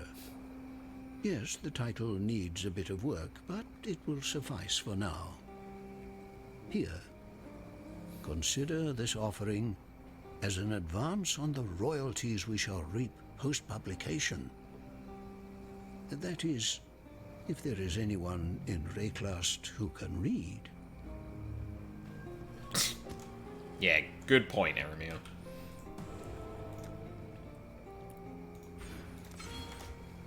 Hello. While they were highly advanced in their technology, the Val were rather brutish in their social practices. I find it rather baffling to think of the Val as a people who believed in science and progress, and yet constructed elaborate sacrificial altars in the centers of their cities. Judging by the construction of this particular ruin, I would say that the city rose to prominence during the reign of Queen Tetzlapokal, who some scholars refer to as a waif of disturbing proclivities. She was a devotee of Arakari, and according to the literature had a deep fascination with mortality and the inert human form. The histories tell how the queen would request her subjects to deposit the bodies of their deceased loved ones upon the steps of her palace. The corpses would be promptly taken inside to be used for... Unfortunately, most scholars fell into hysterical conjecture at that point. At least I hope it was conjecture. Real. Keep your wits about you. You are like the frog that strikes the fly faster than I can see. No. Carry your bright bags to Arakali's gate. We will meet there and brew our fire dew. Not here. Too much to burn. Too many to make blind. Oh. Is she about to make us a Molotov? I say like I don't know the answer to that. Alright. Let's see what you got cooking. I'm sure it's fine.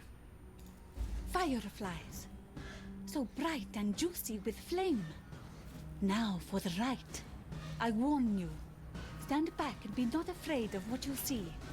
And be not afraid for me. The spirit guides and protects. Though I may change, I shall still be, will always be, Yina. Change?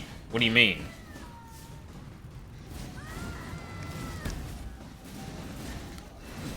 Oh! She became... Vulpix? Yeah, so she just brewed something that transformed her. Just like... You know, what the fuck? Unless we plunge into the depths of the spider's web.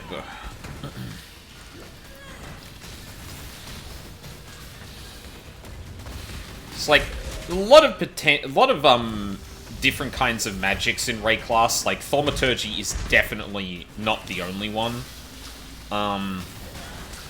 There seems to be a lot like some very like druidic type practices. Obviously, there's a whole thing about the gods, which seems again distinct from thaumaturgy, or at least like not directly related. And which is interesting because in Path of Exile 2 there is going to be a druid, and presumably, like, you know, you're using skill gems, right? Like, you know, shape-changing, that will be part of skill gems. So I'm curious whether, like, the character of the druid is going to be someone, like, who has innate magics but uses thaumaturgy to amplify them if, like, they had to turn to the skill gems to do stuff. Because, the new class they introduced to Path of Exile, actually, today, in patch 0.2, is a Asmiri huntress who was led to thaumaturgy by the spirits, but then exiled for using it to defend her land. Or exiled by an Asmiri tribe for using that. And I wonder if the same thing's going to be true for the druid. That this was a person who, through desperate struggle or whatnot, ended up using that and being looked down upon by their people. Because, like, to be absolutely clear, like, corruption and thaumaturgy are the cause of, like, 99% of Ray class problems. So, like, in Path of Exile 2, 20 years after Kitava was killed, and who knows how long after the events of the endgame happen, if someone just suddenly picked up the thing that caused all the problems in this once cursed land, like, yeah, it kind of makes sense that they'd be like, No. Let's not do that, actually. How about you get out of the village, then? Like, we appreciate you saved us, but not like this. Bring the fucking wrath of the gods down on our heads once again. The shadows crawl with danger. It's like ever so slightly too loud again.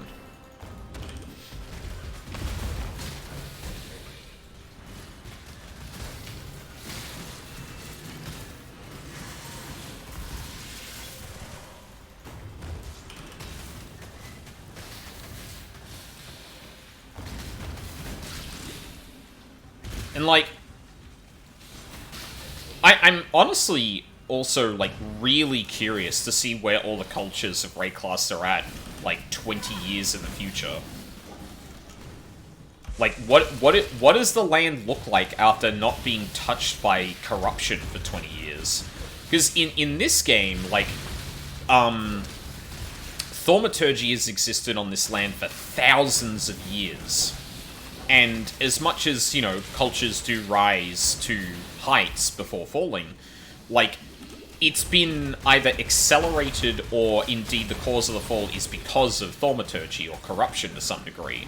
So, like, the idea that there's, like, almost an entire generation that grows into adulthood not knowing about the corruption and, like, dangers of thaumaturgy, only to have it reintroduced.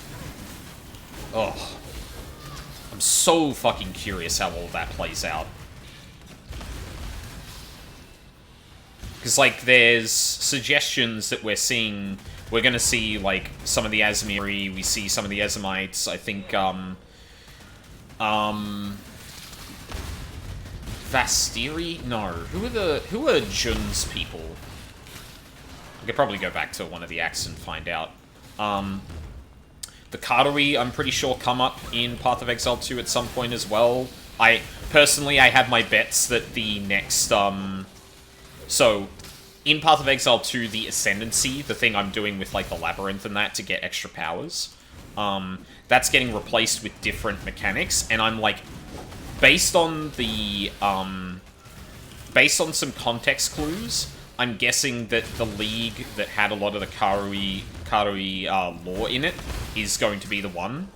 And that was basically like a, almost like an auto chess battler sort of system, where you set up a team and you play with them, but it's essentially like a bit of a strategy game, sport kind of thing, where you've got to, like, you know, kill all your opponents and their totems so they can't revive, and once you clear out the other team, you win. But yeah, given that the Ascension trials in Path of Exile 2 are from different cultures, rather than all of them being the one culture in, Path of Exile 1, that being San. Well, sorry, the Eternal Empire. I'm willing to bet that the Trial of the Ancients, or Trial of the Ancestors, rather, not Ancients, is probably going to be included in that. But yeah, anyway, spider marriage, right? My bride has arrived, Exile. I hope you brought a wedding gift. Big Spoda.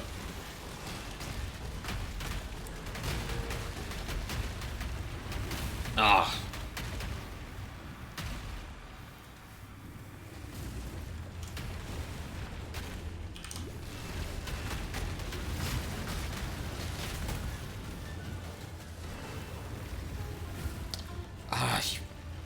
Wow, she doesn't usually jump away this much. That's kind of surprising.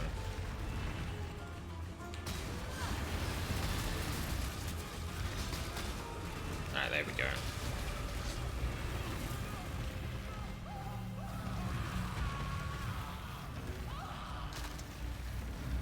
Oh. Oh, hey, Yana's here. And now, what? Oh, I didn't realize Arakali's form actually changed. You can see, Silk's face on the little lower bit here. Oh god, I didn't realize how much she changed in that transformation.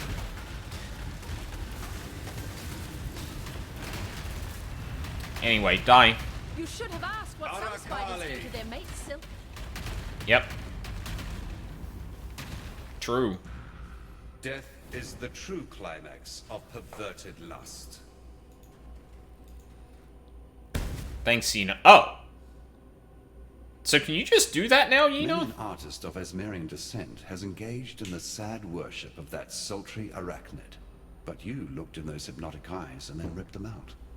She lies in her bed of sordid memory, alone. A little of the spider yet creeps and crawls in my palm. A touch more power for my subduer of gods?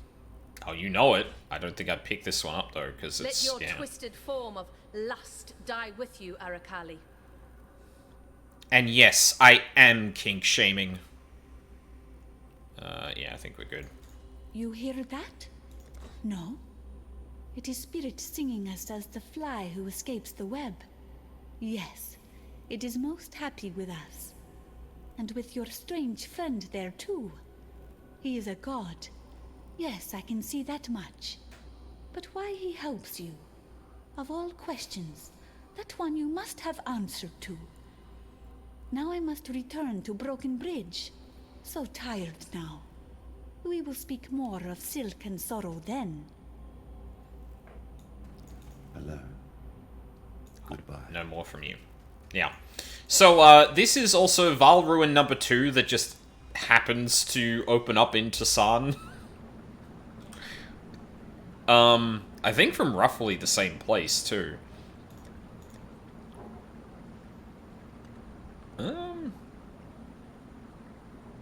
Oh, no, yeah, this would be on the outskirts. Okay, so no, we're coming in from the lower lands this time, by the look of it. Or on... yeah, just outside, because we're just outside the ramparts. Yeah. Yeah. So... San Ruin's built on a lot of shit, evidently.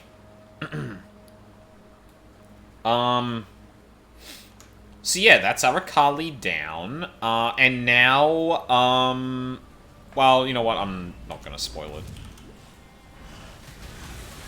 I'll just say there's an interesting...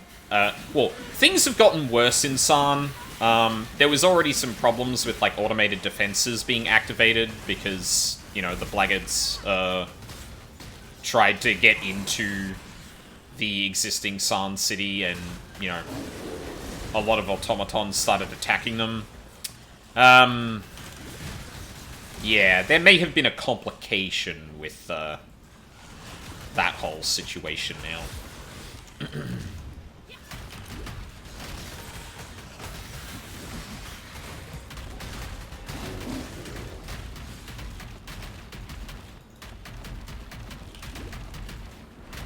I do really wish I could get this into its next form.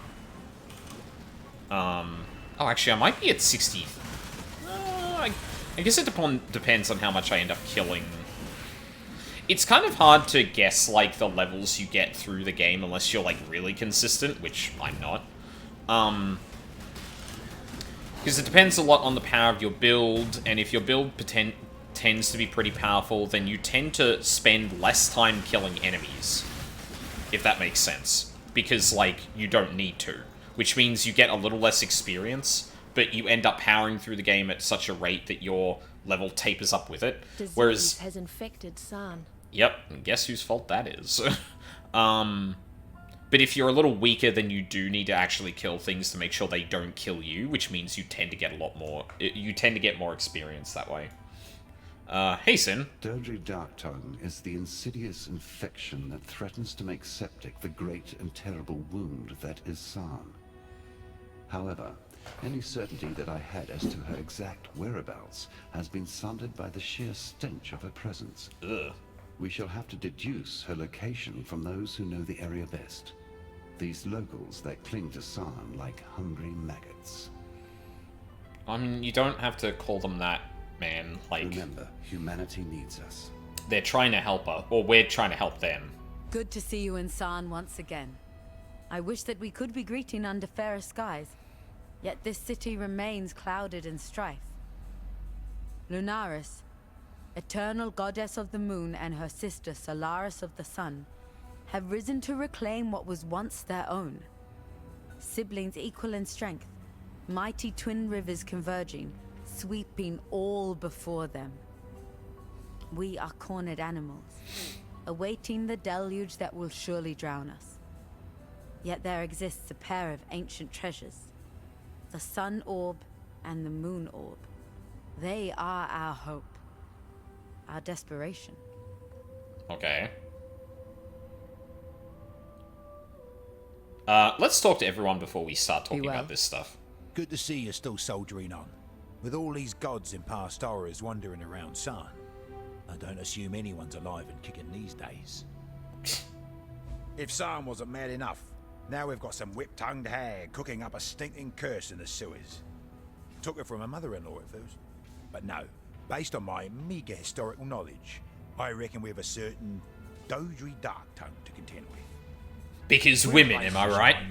I've no idea. So, the only way we're going to catch this witch is by getting our hands, and possibly a lot more, well and truly dirty. And by we, I mean you, of course.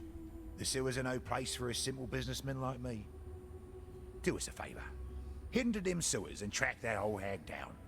Get her to reveal herself, and put her down. Ha!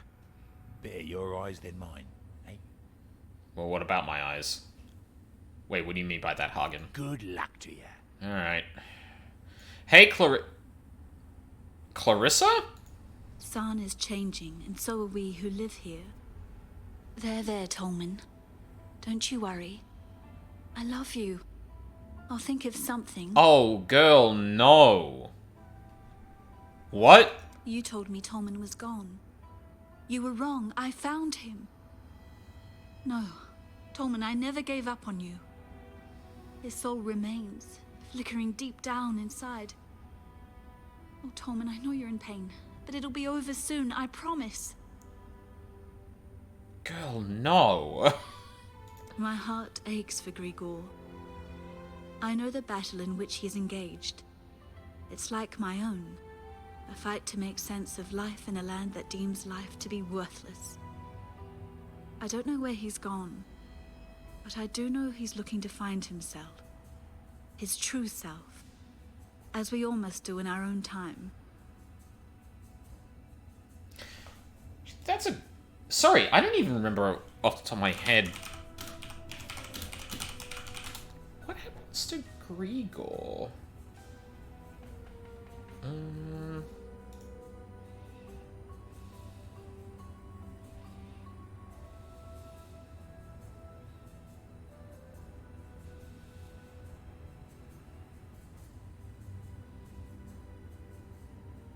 Oh, he's just gone. Oh. Hang on. I'm gonna double check something real quick.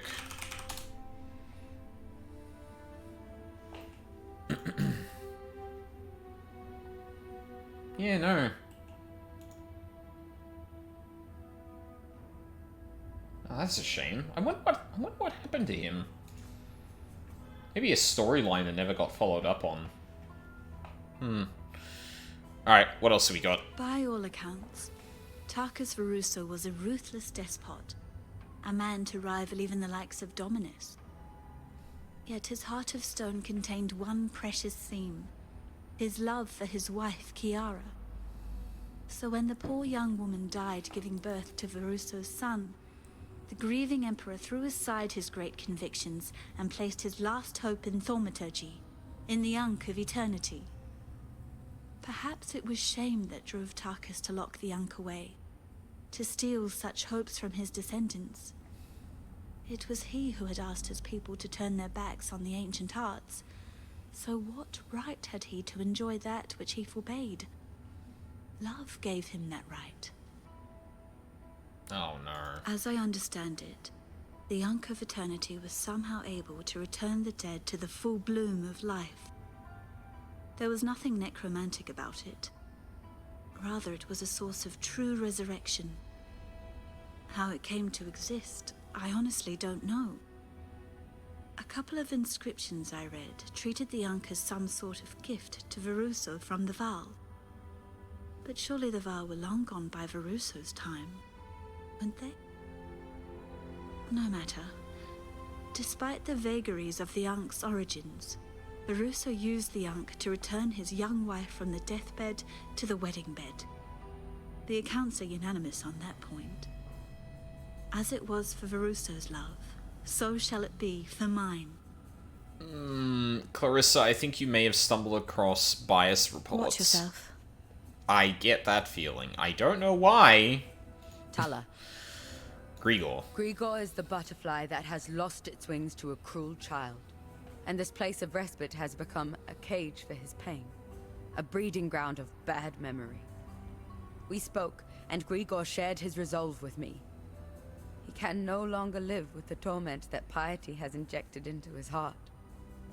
Like the warrior poet he is, Grigor has ventured into the unknown to find a cure for his body and mind, or die in the attempt. The dead do not love the living, and the living cannot love the dead. People fear what they do not understand. I understand, Clarissa. I am not frightened of her. I am frightened for her. They walked our earth in the times of great strife, cruel and hideous shadows cast against the clay wall of ruined abode. Thaumaturge Malachi grew them out of the vain ambitions of his dark imaginings. Emperor Chittis believed the legionnaires belonged to him, that Gemline men would beat to the drum of his own crystalline heart. But as the silhouette of the Emperor faltered and fell, burned out by the light of true men, some of the Legion remained. The cataclysm turned legionnaire into monster, another mindless man of undeath. Yet this captain seems to have regained his faculties, some of his old warrior intelligence.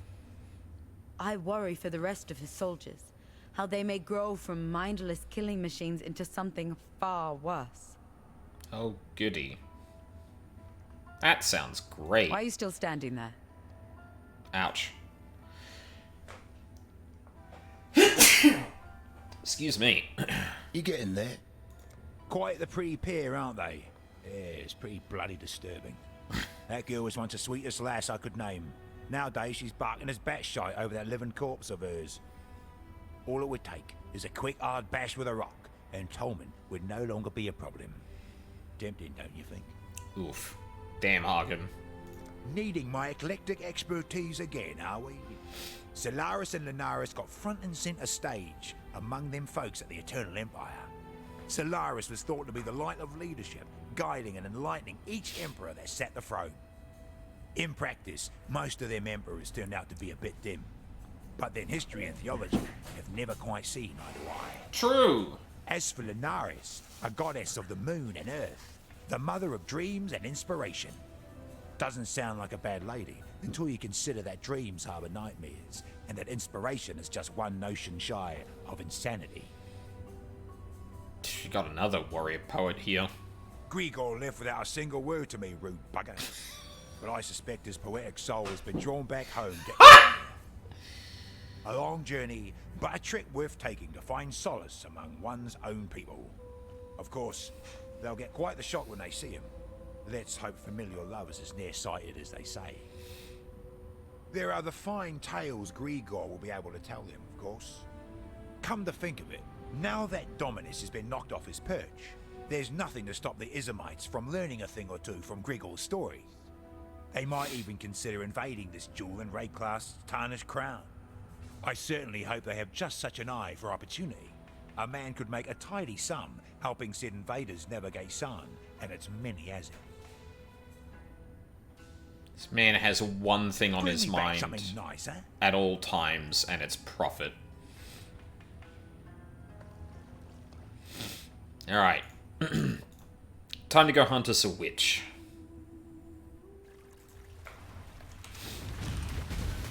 Disease must be burned out at the root.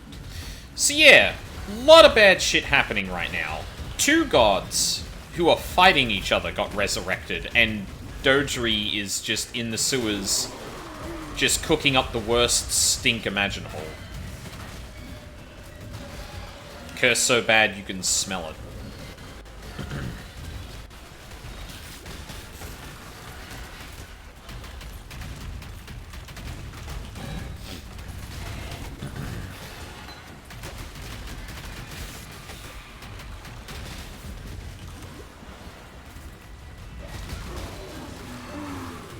And, we haven't gotten to the... Oh, I just went in a fucking circle, you bastard.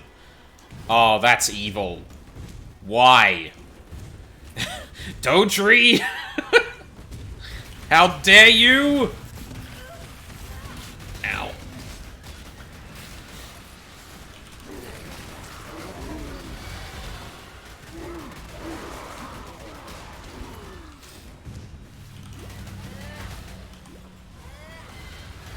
Oh, no, I didn't mean to... click that. God damn it. So, that mechanic kind of, like, spawns a bunch of whirlwinds around the map, and I think it modifies enemies to have, maybe extra elemental damage? I forget exactly what it does, but it makes the entire area more dangerous. So that's fun.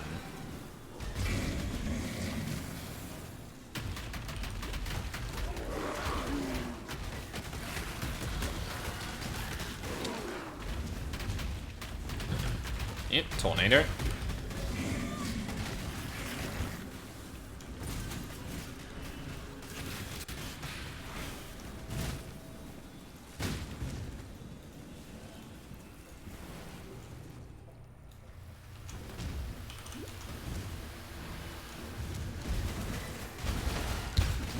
Off the top of my head, I can't remember if the witch has anything special to say about Dodri.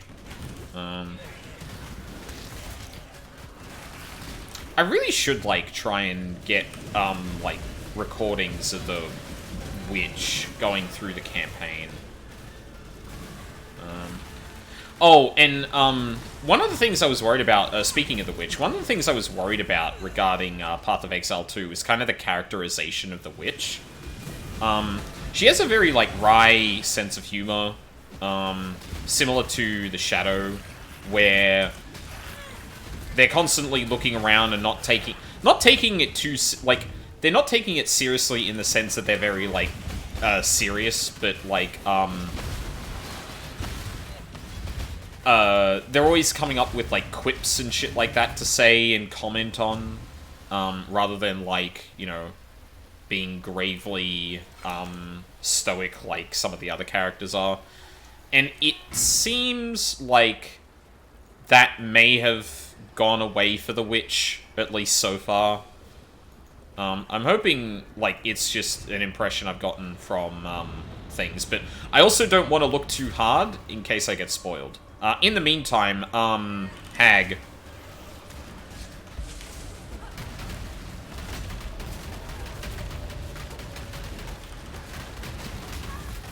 Oh, phew. Okay. You were your own worst enemy, Dodri.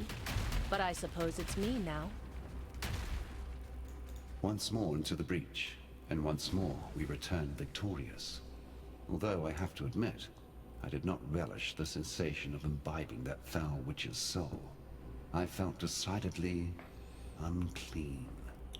Still, our journey nears completion.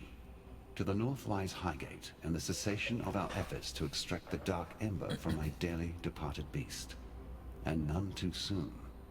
Every hour, Kitava's strength grows, and the longer he and the other gods dwell on this land, the less is humanity's chance of survival. Fun. Well, that's one big problem sorted. These owl eyes of mine have been watching the sun goddess from afar. The sun orb lies within her temple, guarded by her most ardent devotee, an exile who, in his insanity, has taken to calling himself the Dawn. Oh, an exile. That orb is the seed that must be stolen from this new son of hers and planted at the feet of his ancient mother. All right. I've been keeping a close eye on that exile-turned sycophant who calls himself the Dusk. Dusk carried the moon orb into the Linares temple and has not returned with it. Not as far as I have seen. No doubt he clings to that orb like it's his adopted mother's own nurturing breast. If you were to wean him from the teat and place that orb at the bereft mother's feet, we may yet see the moon itself fall. Awesome, we're killing the sun and nothing moon. Else. You'd suppose someone as crafty as Dodri would have kept their ugly head under wraps as soon as she saw you coming. I guess death robs us of many things, including our common sense. In any case, thank you. The sewers can run clear now that there's no fetid witch clogging up the pipes. Here, have a little something to commemorate your fine clean-up job.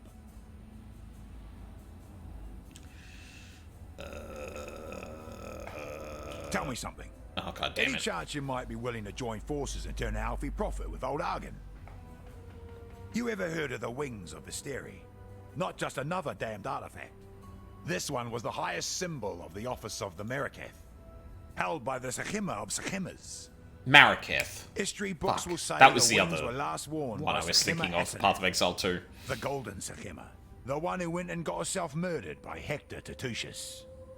The only problem is that Tertusius himself is up and guarding his pretties once more. Oh. Still, if you can recover those wings of Asteri, then I'm confident I can sell them back to the Meraketh for a fair sum. They're a cultural icon after all, dripping with sentimental value. What do you say? Fuck you, Hagen. What little humanity General Tertusius was born with, he traded in for strength. Went as far as to have Malachi replace his joints with virtue gems. Mad bastard. Oh. Afterwards, Emperor Chittus charged Tertusius with subduing the Meraketh. A job he took a little too much pleasure in, if you ask me. Yippee. Man's so interested in genocide, he fucking... He replaced his limbs with power gems. I think we want Cold and Lightning. Yeah. Alright. Anything good? Nope. Nope. Definitely not. Bring me back something nice, huh? That's a shame. Dump a bunch of this stuff in. Probably mostly clean out the rest of this. Ooh. Ooh. I might need to think about that one. No, we don't care about that. Definitely don't care about that. Don't care about that either. Okay.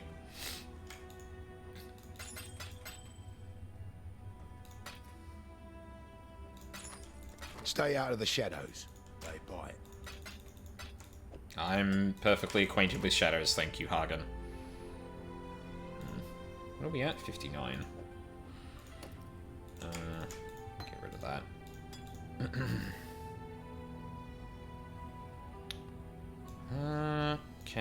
What can I put on this in terms of life? Because I am giving up a leather belt for that. For what is it? Extra...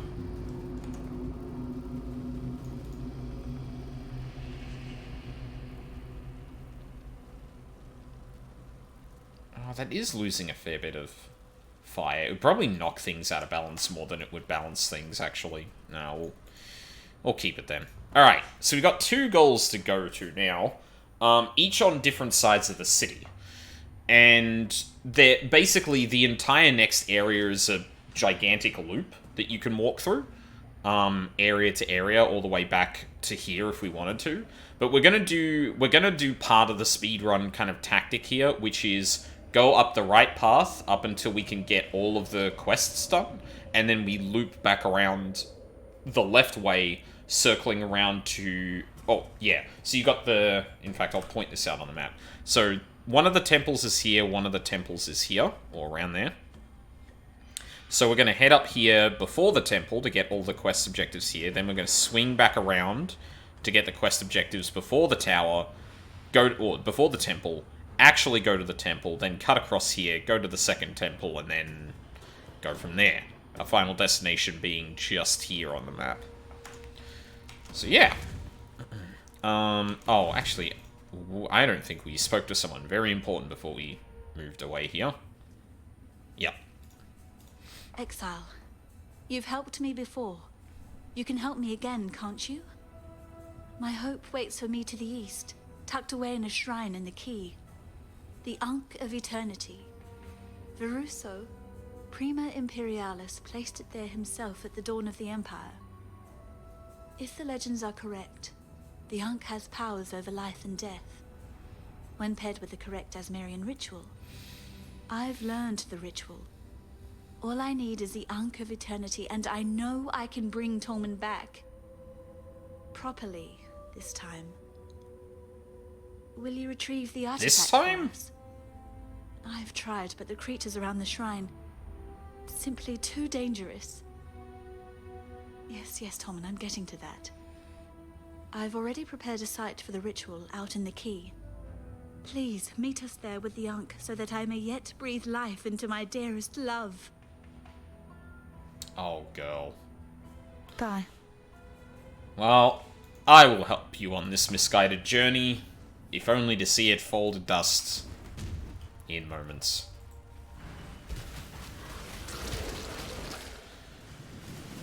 And so, something I've been thinking about since that got brought up, the Ankh of Eternity was talked about like it had, like it was infused with thaumaturgy. And it brought to mind, well, actually, no, I don't think we've seen that yet. I don't think we've seen the object I'm about to talk about. Never mind, we'll talk about that when we get to it. But yeah, it's interesting, that something that seems to be at least, like, talked about like it's divine is actually thaumaturgy. And given the way that people in the game often talk about, like, divinity and godhood, where divine is, like, the opposite of corruption, but, like, we call gods divine.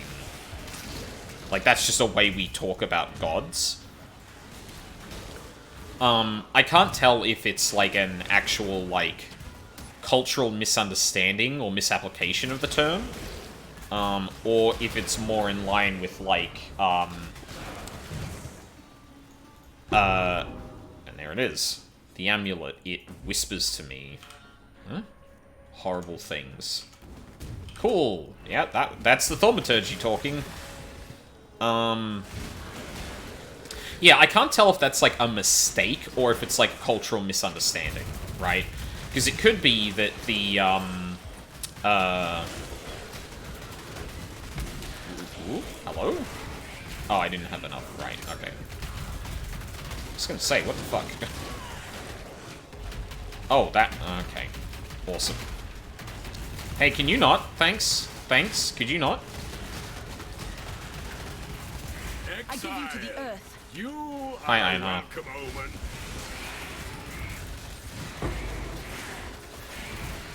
Survivor, you are well prepared for the end. This is a fine capture.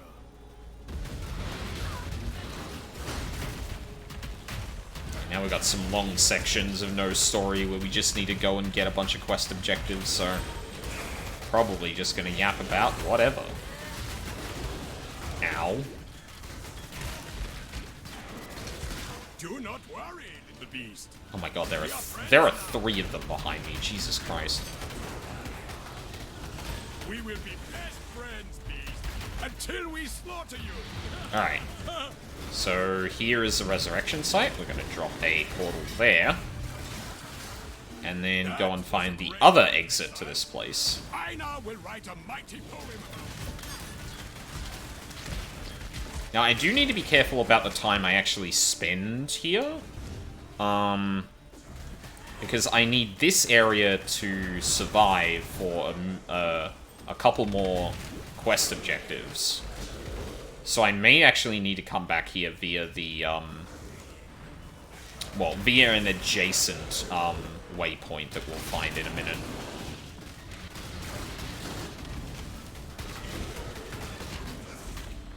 Yeah, usually the speedrunning way of going through this is somewhat similar to this, where you run through, find the resurrection site, drop a portal, go to the next area, clear out the objective there, go back to the waypoint, go back to town, go back to the portal.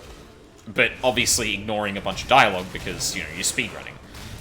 Whereas if I want to actually see all the dialogue and still do that path, at some point I need to take the waypoint to the next area we're going to, walk back into this area briefly, and then,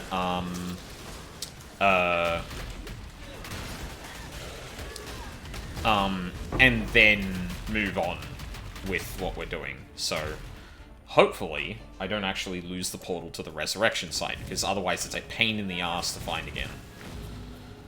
Alright.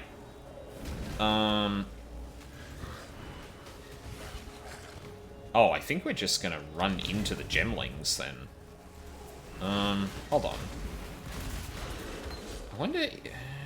do I need to go back? No, not the fucking cesspool, goddammit.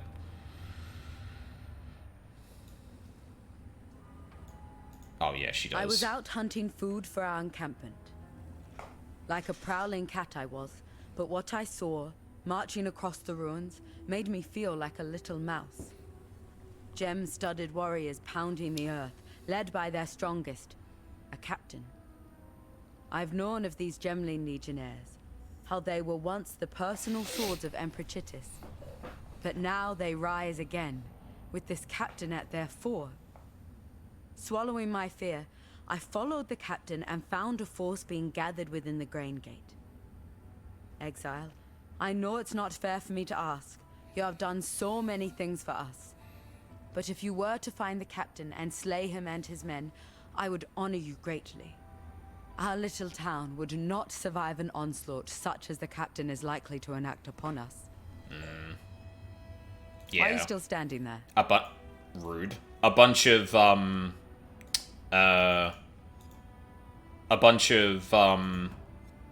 corrupted thaumaturgical super soldiers. Yeah, that's a problem.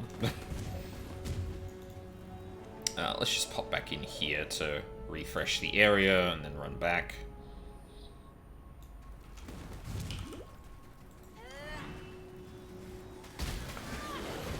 So hopefully that sticks around long enough for me to do the rest of this. It went the wrong way. Awesome. Love it. I love it. I love it. I love that that's just an entirely fucking dead end. Awesome.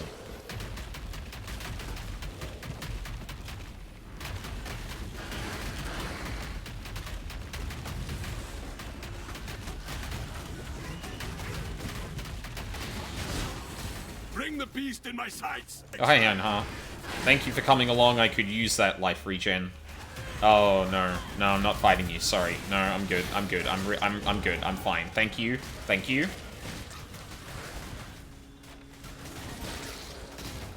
Oh, this is a fucking dead end too. Awesome. Okay. I'm gonna avoid that fucker and head this way.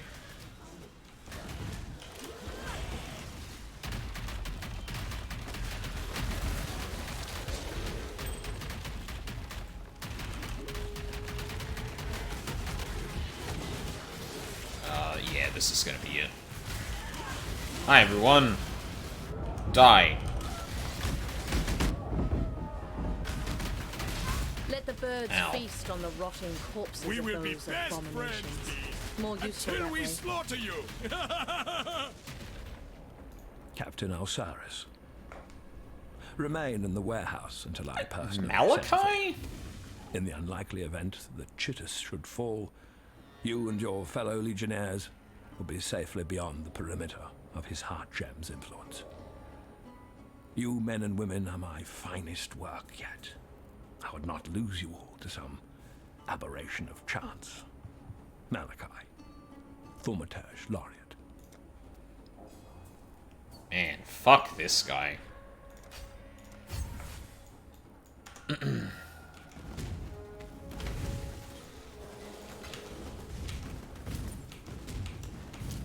Alright, we did that. Now we go back to the waypoint, refresh the area, the previous area, then go to town.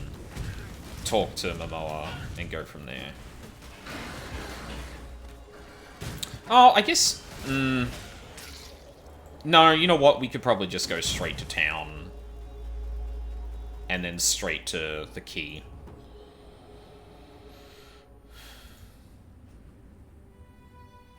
Yeah. We can do all the talking afterward. Alright. Hey, we're here. Give it to me quickly. Finally, Tolman. We can be together as before. All right. Let's begin. Suffering will besiege us, and yet love will prevail. Pain will imprison us, and yet love will prevail. Grief will engulf us, and yet love will prevail. Death will surely take us, and love... Oh, shit. God damn it. Oh, yeah, wow, that looks bad, doesn't it? Basically, she said something along the lines of, no, this feels wrong. Oh, God, what have I done? And, yeah, this looks bad. Actually. That looks like thaumaturgy. Who would have guessed?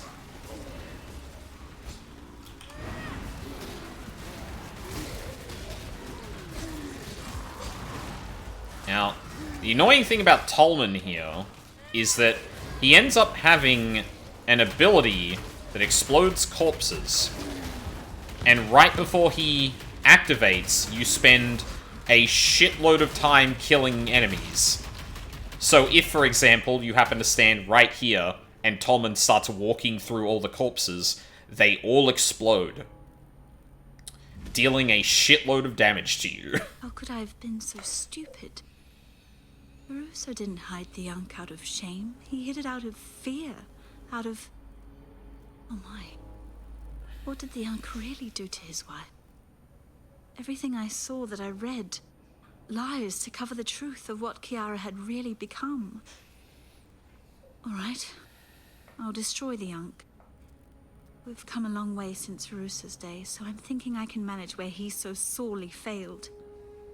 At least that's something I know I can do right. I'll meet you back at the encampment soon. For now, I need to... Look, I'll just see you there. I promise. Okay. How could I have been so... The dead should stay dead. It's time to let go. Unfortunately, this is Rayclass, and that can never happen. Alright, we'll start with Clarissa first. Poor Tolman. He was never really with me, was he? Just the shell of a man I loved.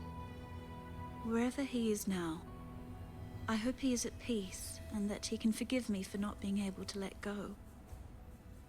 Here, take something, for at least helping me. And thank you for everything. You're welcome, girl.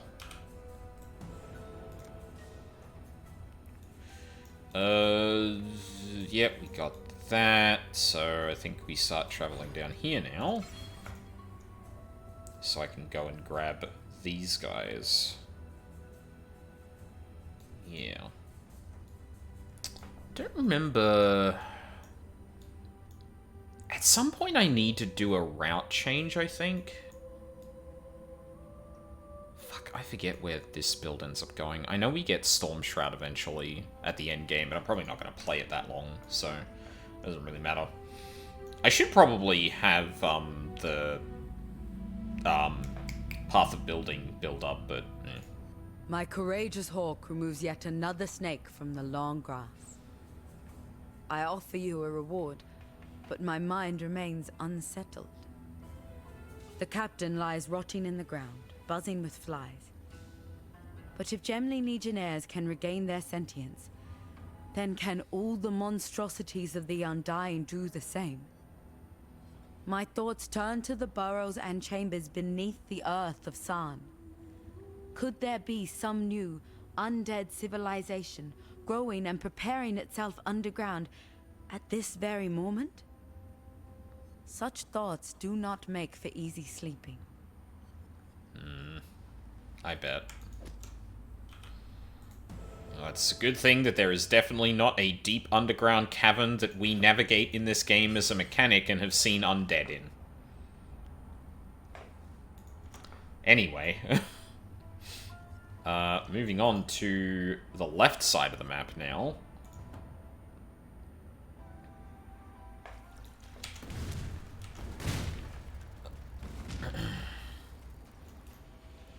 So yeah, like now that I remember how the Ankh thing plays out, what I was thinking was that there's an object later on that's described as very powerful in similar ways, but I think explicitly, well, actually, no, we got the sign... Didn't we get the sign of purity... No, we got the sign of purity when we went to go kill Kitava, right. So, yeah, but that was explicitly, like, that did, in fact, not have, like, the red energy that we associate with corruption and, thaumaturgy. That very much had, like, something we far more associate with the divine, like, light and fire. Which is also another interesting detail that may come up when I talk about the, like, endgame stuff, but... that's a ways off yet.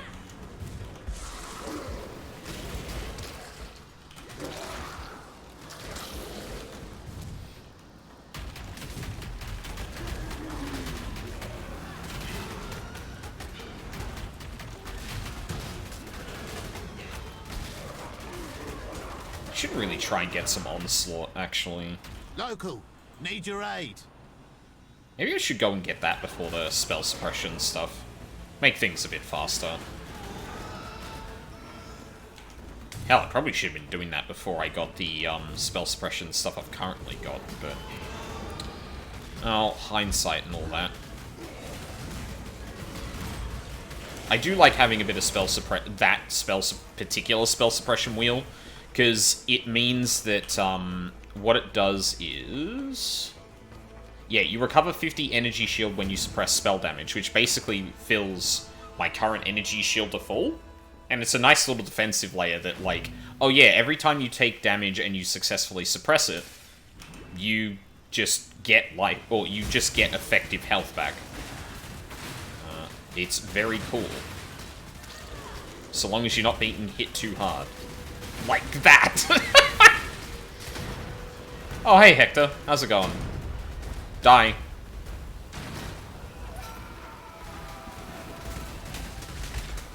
Also, all of you die. Wings of Astarion. Mounting her mighty rock, Garukan, Holy Queen of the Sky, descended upon her enemies and their armies of darkness.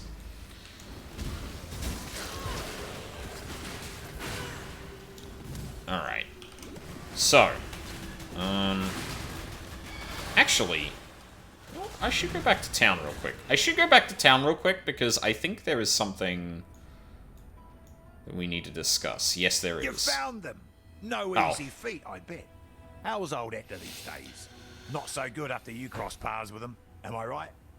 I'll polish these wings up and get them back to their owners, just as soon as my Mariketh friend can get her folks to pay the ransom.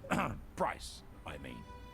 In the meantime, take a little something from my stock as payment.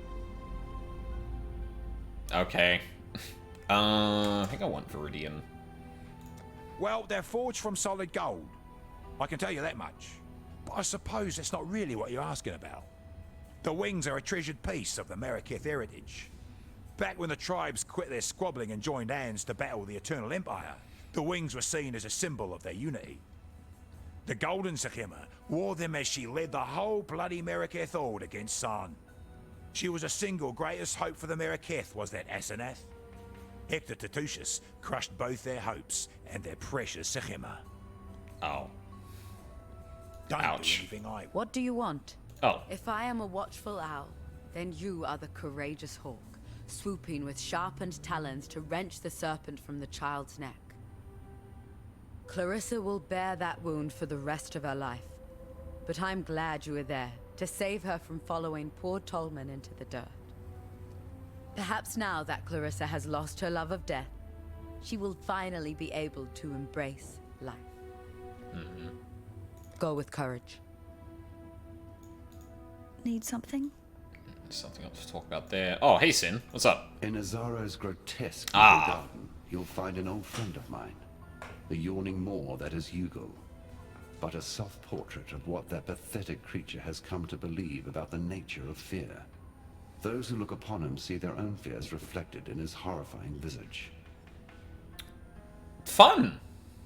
Vaal scholars seem compelled to answer all manner of strange and troubling questions. Ugol was one such scholar. Whilst plumbing the depths of humanity, he came to believe that there was no truer expression of humanity than pure terror. He would induce terror in children, and then capture the reactions with an eldritch mirrors, devices of his own creation that could petrify fear for extended study. Through his gallery of reflected terror, Ugol came to understand human nature so well that he was able to manipulate his way into the Vaal halls of leadership, and eventually grew so feared and renowned that he ascended into godhood. If we are to see the dawn of a new era for humankind, the sun must be taught to behave herself. Upon that mighty span between Saan's left hand and its right, Solaris burns to consume every single moment of existence. Sparing no thought for life and its needs, she would see the world parched barren before she yields to reason. The sun must be allowed to set so that it may rise again as a blessing, not a curse. Self-loving Solaris, all the light in the world yet blinded by her own pride. Not once did she pause to question the truth of her sister's betrayal. Instead, she gloated over her sister's transgressions, proclaiming herself greater and more honorable than Lunaris could ever be. I suppose one shouldn't be surprised when a sun deity takes the higher ground. True. We approach the zenith of our divine hunt, upon the bridge that chokes the great, wet throat of Saan. Lunaris, in her cold fury, has forgotten that the warming sun of morning is as life-giving as the cooling damp of evening. The empire Lunaris dreams of shall be lit by moon and twinkling stars, and life itself shall wither away in that perpetual night. One of two sisters who ruled the most populous and powerful of the ancient Asmerian tribes, Solaris was thought to guide the sun across the sky with threads of shimmering gold, whilst Lunaris saw to the wax and wane of moon with a sickle of purest silver. It was a peaceful partnership, until the trickster Tang Mazu happened upon their domain. Tang Mazu Turning mentioned sister against sister, he saw to the massacre of thousands, whilst concealing the source of their futile feud beyond all reckoning. Feel no pity for the moon. She is a cold and distant fool, far less radiant than she would suppose. God damn, Sin. Tell us how you really feel. But yeah, Tang Mazu mention, which is I think the first and only mention of them. So it's not confirmed, but we believe that Tang Mazu actually appears in one of the later leagues of Path of Exile 1, in Delirium. We might even be lucky enough to catch their voice at some point. On the night of 1,000 ribbons, our finest city burned. It burned with fires lit by cruelty and neglect. It burned with shame for giving the title of Emperor to a man who did not deserve it. You see, my vision for an empire would be perfectly good if we just never elected evil men. I don't understand why we keep doing that. We should just not do that. And then the empire would be complete. It's very funny that that is kind of like the notion of this in current day, because, like, goddamn, dude, you...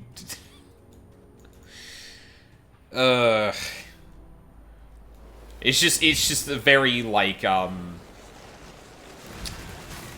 don't know if... And that's why we get spell suppression. That was crazy. So, like, those enemies are fucking notoriously dangerous. On death, they spray out spikes in many directions, and they can hit pretty damn hard. I guess they're technically considered a spell? because I don't know what would have been restoring my energy shield other than a spell suppression.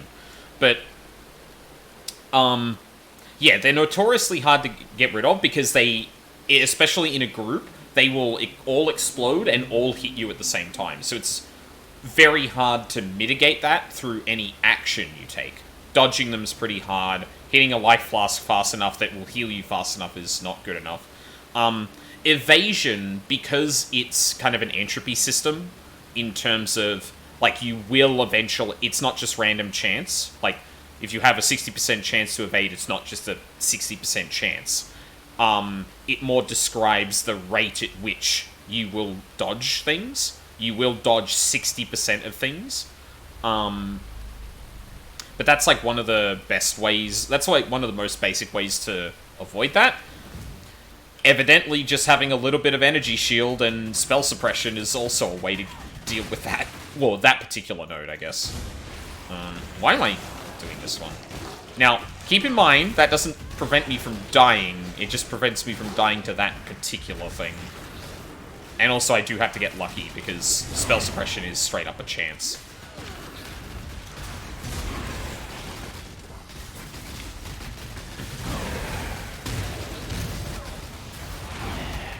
Alright, moving on.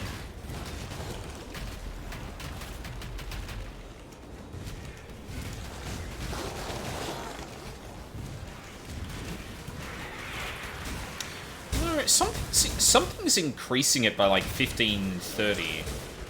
Oh, I think I know what it is, actually. Hold on.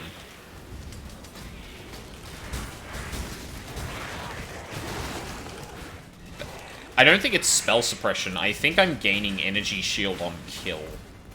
Hold on. I think I can see that in my character sheet somewhere. Yeah, energy shield gain on kill. That's how I was surviving that, I think.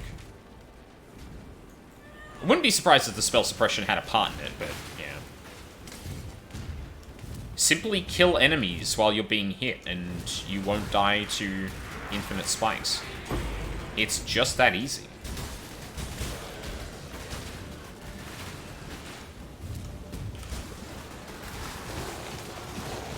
Yeah, there are other ways of preventing them from exploding like that. One of the more interesting ones is that if you kill frozen enemies, they will do something called shatter, which means that they won't leave a corpse, but any on-death effects also won't activate. So, you know, if you, for example,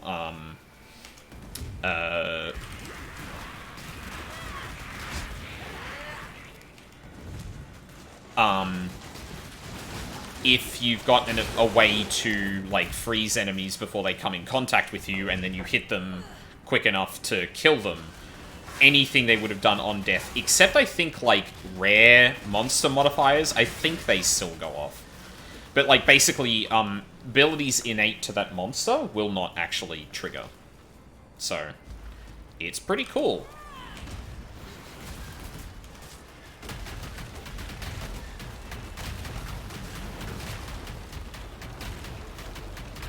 Yeah, here's Ugol. I have some theories about this guy that I don't think are substantiated at all, but I do think it's interesting that one of the most powerful items in the entire game is a mirror, and this man managed to make himself into a horrific mirror. Which is also interesting because Adziri also has a famous mirror in the game that is a shield that reflects curses that affect you, which is a pretty... I don't know if that... Actually, I don't know if that item is still, like, considered good or rare, because there's definitely better items that have been made since then. Ouch. Hugo! Let me have a quick look. Here we got Ninja. In death, the mirrors are thus shattered. That series Reflection? Yeah, Hex Reflection unaffected by curses. 289 Chaos. That's actually really low. like, in terms of unique armors, there are items that are like 17 divines, which, rough translation, a divine is usually about 120 to 140 chaos. That's usually a good rule of thumb. So yeah, significantly more significantly more expensive. Damn. I didn't realize the price had kind of dropped that much. There you Yugal go. was a cautionary tale. The only way to truly understand fear is to become it. Oh, cool. Your power was nothing but smoke and mirrors, Yugal. Good riddance. I love her contempt for the gods. It's great. Like, I still think the Shadow and the Witch are my favorite characters. The Ranger's, like, contempt for thaumaturgy and stuff like that is a close second. So it was that bloody scholar after all, was it? Sick bastard. Well, he's gone now, and I hope you made sure he suffered like those poor kiddies he tormented. I'd have toasted him nice and slow like a spitted pig. See how he'd like them apples stuffed in his mouth. Here, have something for keeping us safe from the divine undesirables of this world. Thank you very much. Alright, and then I need to go... Right, we go all the way through to this point to get a chance to gain Onslaught on kill. Yeah, awesome. Alright. We're done with the side quests now. Now it's on to conquer Solaris and Lunaris. And you know what? I'll take a quick break here. I don't think there's going to be a better time to do that. In fact, I might only have like 40 minutes or so of gameplay left to do. Obviously, there's still probably some conversations to be had with people as we... How you doing? Look at those, but yeah. So yeah, I'm going to take a quick break, get some more water in that, and when we return, time to fight some of the last gods will... Oh, no.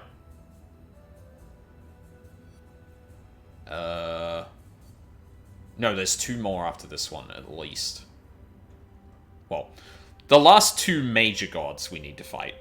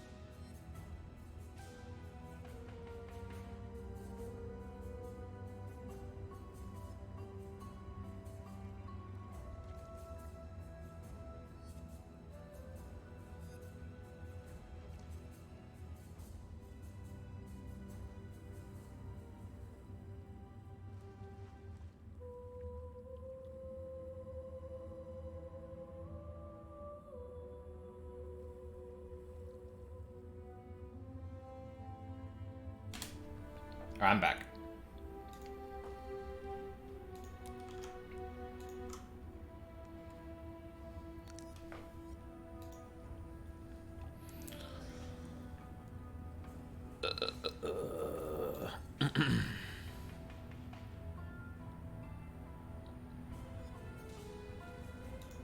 What is...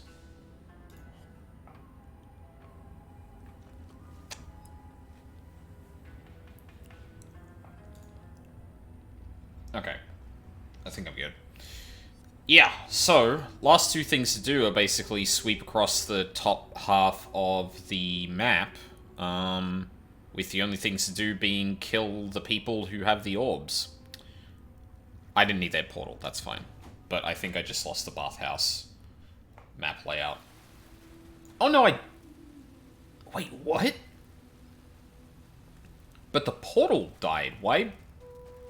I was in that area soon. Okay, that's weird.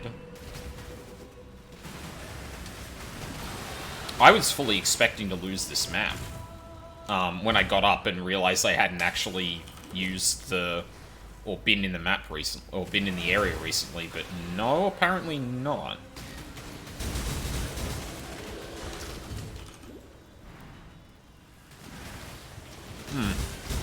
Weird.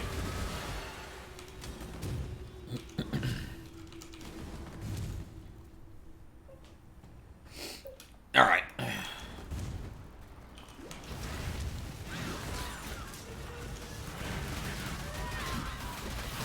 So, yeah. Shit's bad. I think, I'm pretty sure the blackguards have been, like, corrupted or something. I don't remember the exact details, but, like, yeah, shit's real bad here. Everything is out to kill me now. They're not, like, fighting each other anymore. Hold on. Take that. No, I'll take that. No, I'll take that. Thank you. Thank you, spell suppression. Oh, I shouldn't have used that yet. Fuck.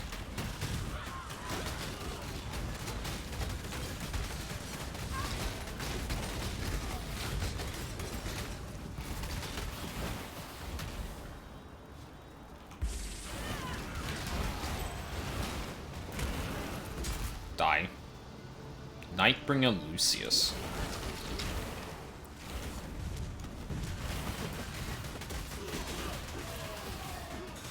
So yeah, I'm not really sure what the kind of logic is here, if, like, Lunaris and her influences just brought the people here under her thing, or if, like, bringing the Moon Orb to the Lunaris Temple caused this to some degree. It's a little unclear, but not... Such atrocities can't be washed away so easily. Not terribly important at the very least. I'll grab that.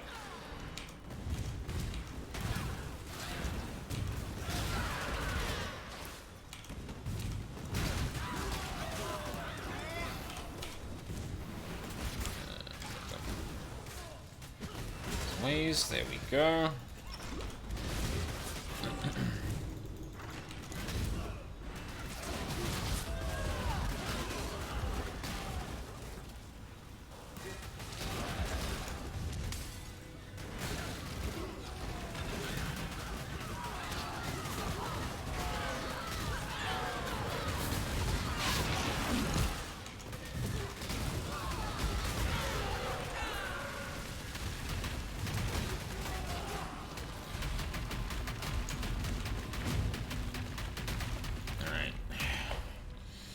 Time to travel through the two most annoying areas in the entire campaign. Yeah, this place used to be, like, flooded with blood when, Piety was here. Also of note. Now it's, like, clear waters. So, yeah, obviously everything is fine now, right? We don't need to be, tomb delving, or temple delving, just for that. Surely. Is this entirely... No, it's a bit on the north. Oh, no, it is entirely... Again. Most annoying area to traverse in the entire game. And if you die at any point, you walk through the entire thing again.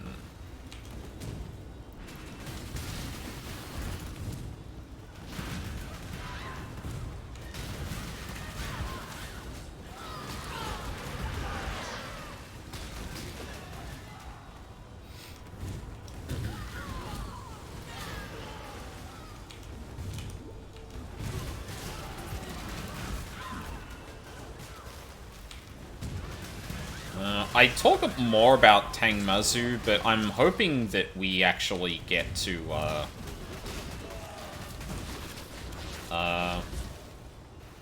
oh, no! No, we've passed the point that I get the intro, Delirium line to Tangmazu. Right. 'Cause that's...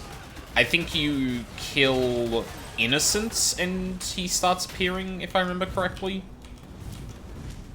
Or, he starts talking to you, rather, in Delirium Mirrors. But yeah, like, he's an interesting figure because, like, it's very unclear, like, his origins and if the Delirium entity is actually him or, like, essentially what our fear manifests. And actually, come to think of it, that's an interesting, it's an interesting parallel with Yugal, because, like, the way you interact with Delirium is via a Delirium mirror. Like, there's a thing that spawns in the area that when you walk through, it will warp the area around it. And Yugal used to capture, or use a mirror to capture, like, a bunch of fears and stuff like that, to the point that looking into the mirrors he created would show you your worst fears. I'm wondering if there's, like, some parallel there.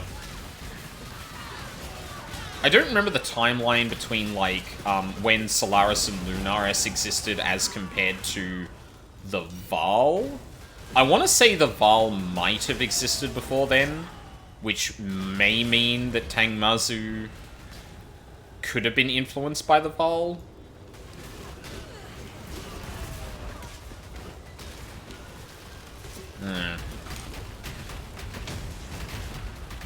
It's a bit of esoteric information to come by, for sure. If it even exists in the game.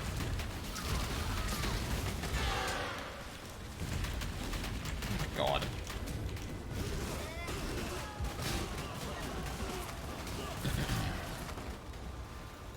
Alright. Dusk, Harbinger of Lunaris.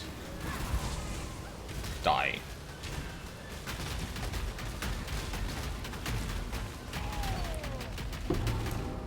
Thank you for the orb. Cold, like the night. Moonlight is a wise mother. The moon which bathes us in soft cooling light does so with the intent of illuminating our paths. Moonlight is wisdom. Moonlight is life.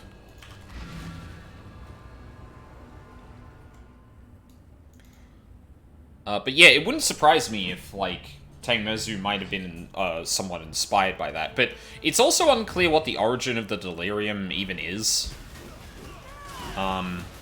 Because, again, another important mirror, Mirror of Kalandra, is, like, a very important figure within the world of Rayclast, and I'm gonna be honest, I don't know how to square away the mirror imagery of Yugal and Delirium with that. I could see, for example, that, like, maybe Yugal found a way to create mirrors like Kalandra's that didn't replicate things, but just preserved them. And that whatever caused the Delirium might be utilizing or related to the Mirror Kalandra in some way. Jesus Christ, okay. What the fuck happened there? Oh, right. Einhar's not here, I didn't have the health regen.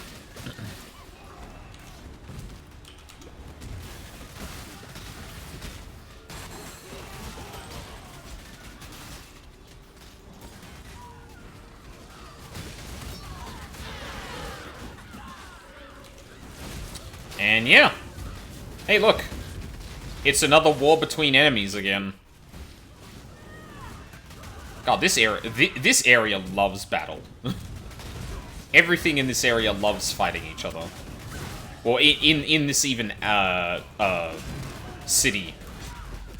Always seems like there's some fight between two groups going on.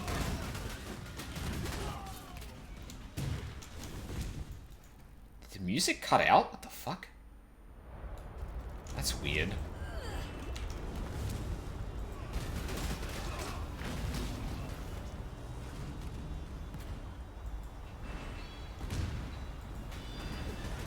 Alright, now we go and find the Sun Orb.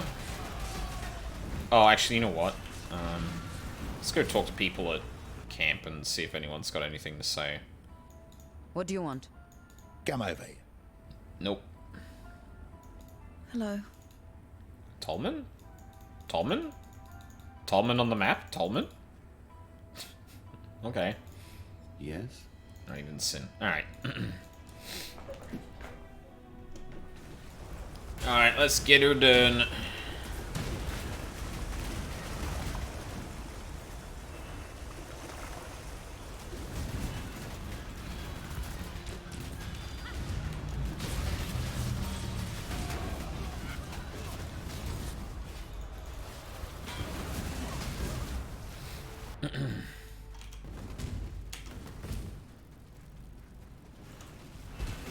Any comments, Ranger?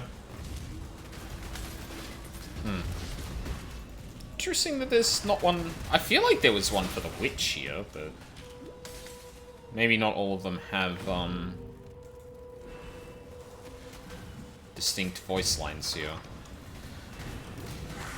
From memory, they didn't manage to get any voice lines into Act 2, or sorry, Part 2 of the campaign until way later after it was actually released. So for a while, like, the characters just kind of shut up after, or leading into the act with Kitava in it.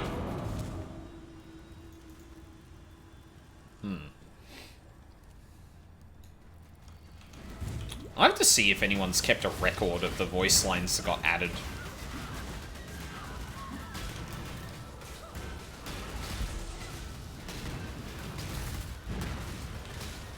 Beauty will grow from your remains. That's just kind of a generic line she always says. Or kill line, rather.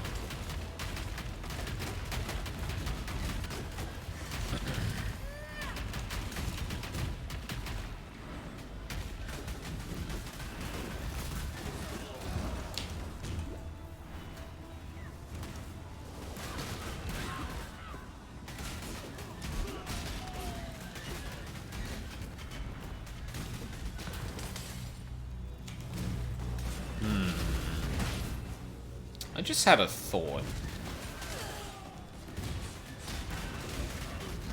Something build related, but not important for the story.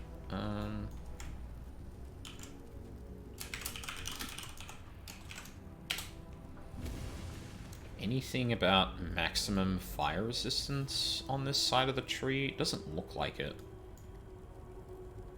I know this one's got that there.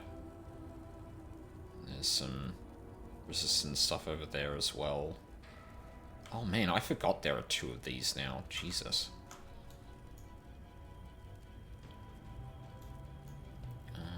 Yeah, there's a fire wheel.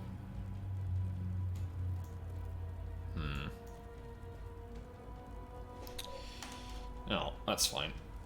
I just had a thought about something I'm gonna be doing for the build, but I don't know if it would actually be possible for me to do it, because it'd be a nice little defensive layer. Basically, one of the items I currently have will give me health whenever I ignite something, and that becomes important for a later mechanic. Oh, actually, hold on, is it? This haunting Yeah, recover feeling 20 again. life. Is this divinity?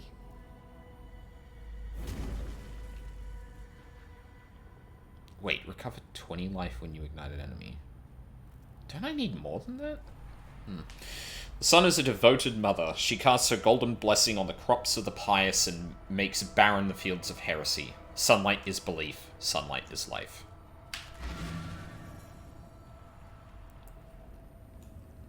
Hey, I got both of them. Okay, no one has anything to say. Oh, no. Hold on. By the earth and sky, the power of these goddesses lies in your hands. Take these seeds and plant them in the fertile stone at their feet. From what I have learned, it is my hope that the orbs will force Solaris and Lunaris to grow limbs and flesh to engage you in mortal battle. May this come to pass, and may you cut down these goddesses as a forester might fell a pair of stubborn old trees. Why are you still standing there? You're right. Powerful baubles, them orbs are. As old as Mirians themselves, maybe even older. I've read all there is on them little beauties. The sun orb's said to contain all that has been, while its sister, the moon orb, holds all that will be, past and future, packed up neat behind glass and thaumaturgy. Shudder to think what might happen if all that got out one day. Is that right?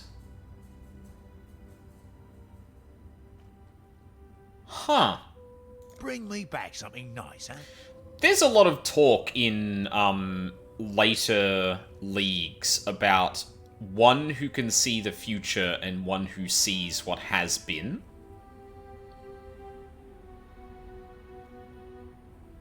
I didn't realize they planted that seed here. Huh.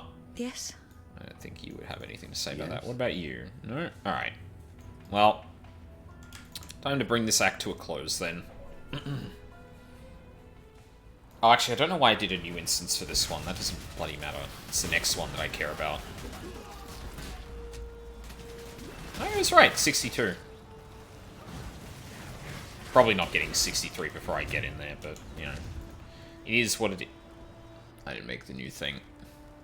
The reason I make a new instance here is just to make more monsters appear. Gives me more experience. And the way I'm cutting through them, it's barely a difference if there are enemies or not. So, why not just get them?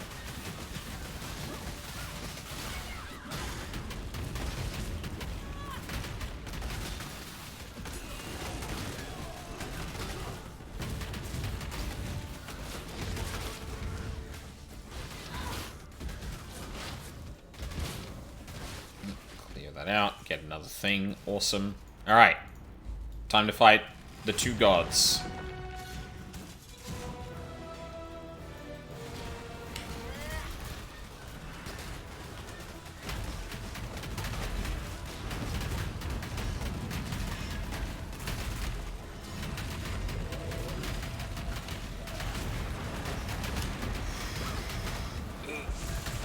Let's not do that. Thanks. Let's... Nope, nope, nope, nope.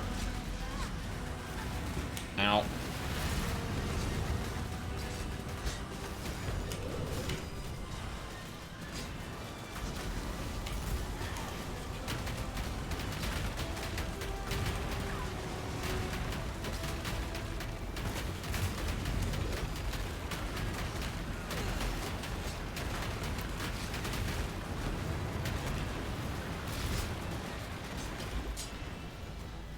Solaris. Yippee. Lunaris.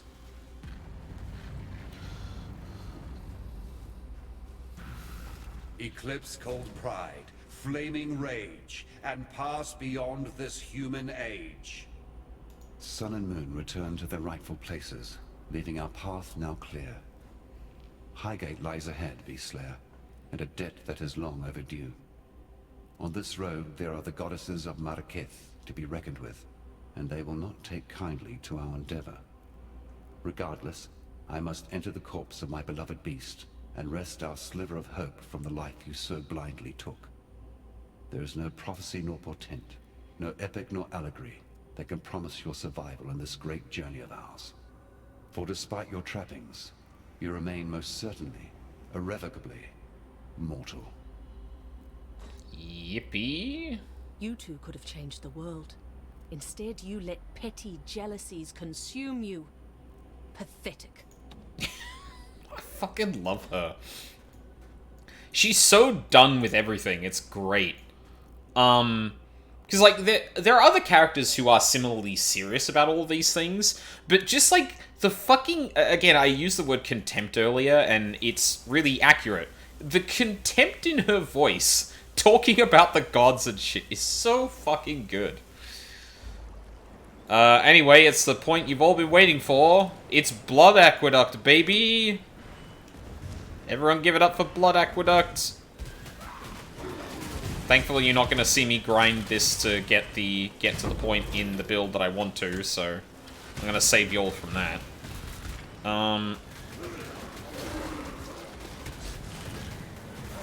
But yeah, you know, the place that used to be running with water is now running with blood.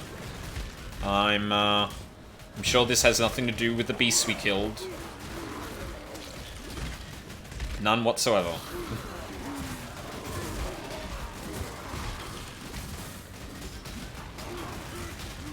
Ow.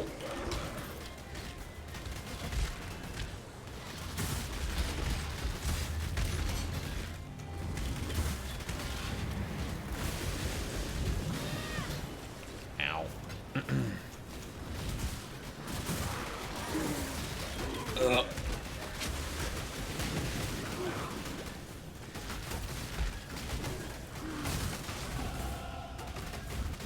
Oh, I did hit 63. Well, there you go.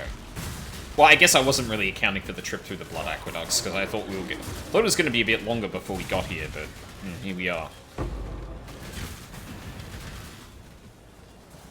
Yeah, alright. Highgate. I'm sure everything is fine here. Yeah, I think we'll talk through... We'll go and talk to people and then, call it, I think. The dark ember remains nestled deep within the putrid flesh of my dead beast. With many of Highgate's tunnels now collapsed, we must forge another way inside. I have divined one weak point in the beast's flank, an ancient wound wrought by that Varlish overreacher, Doriani. The wound was healed shut by a thick membrane, but the right decoction should dissolve the tissue and allow us inside. Of course, for a cordial of such potency, I shall require 2 ingredients of utmost rarity.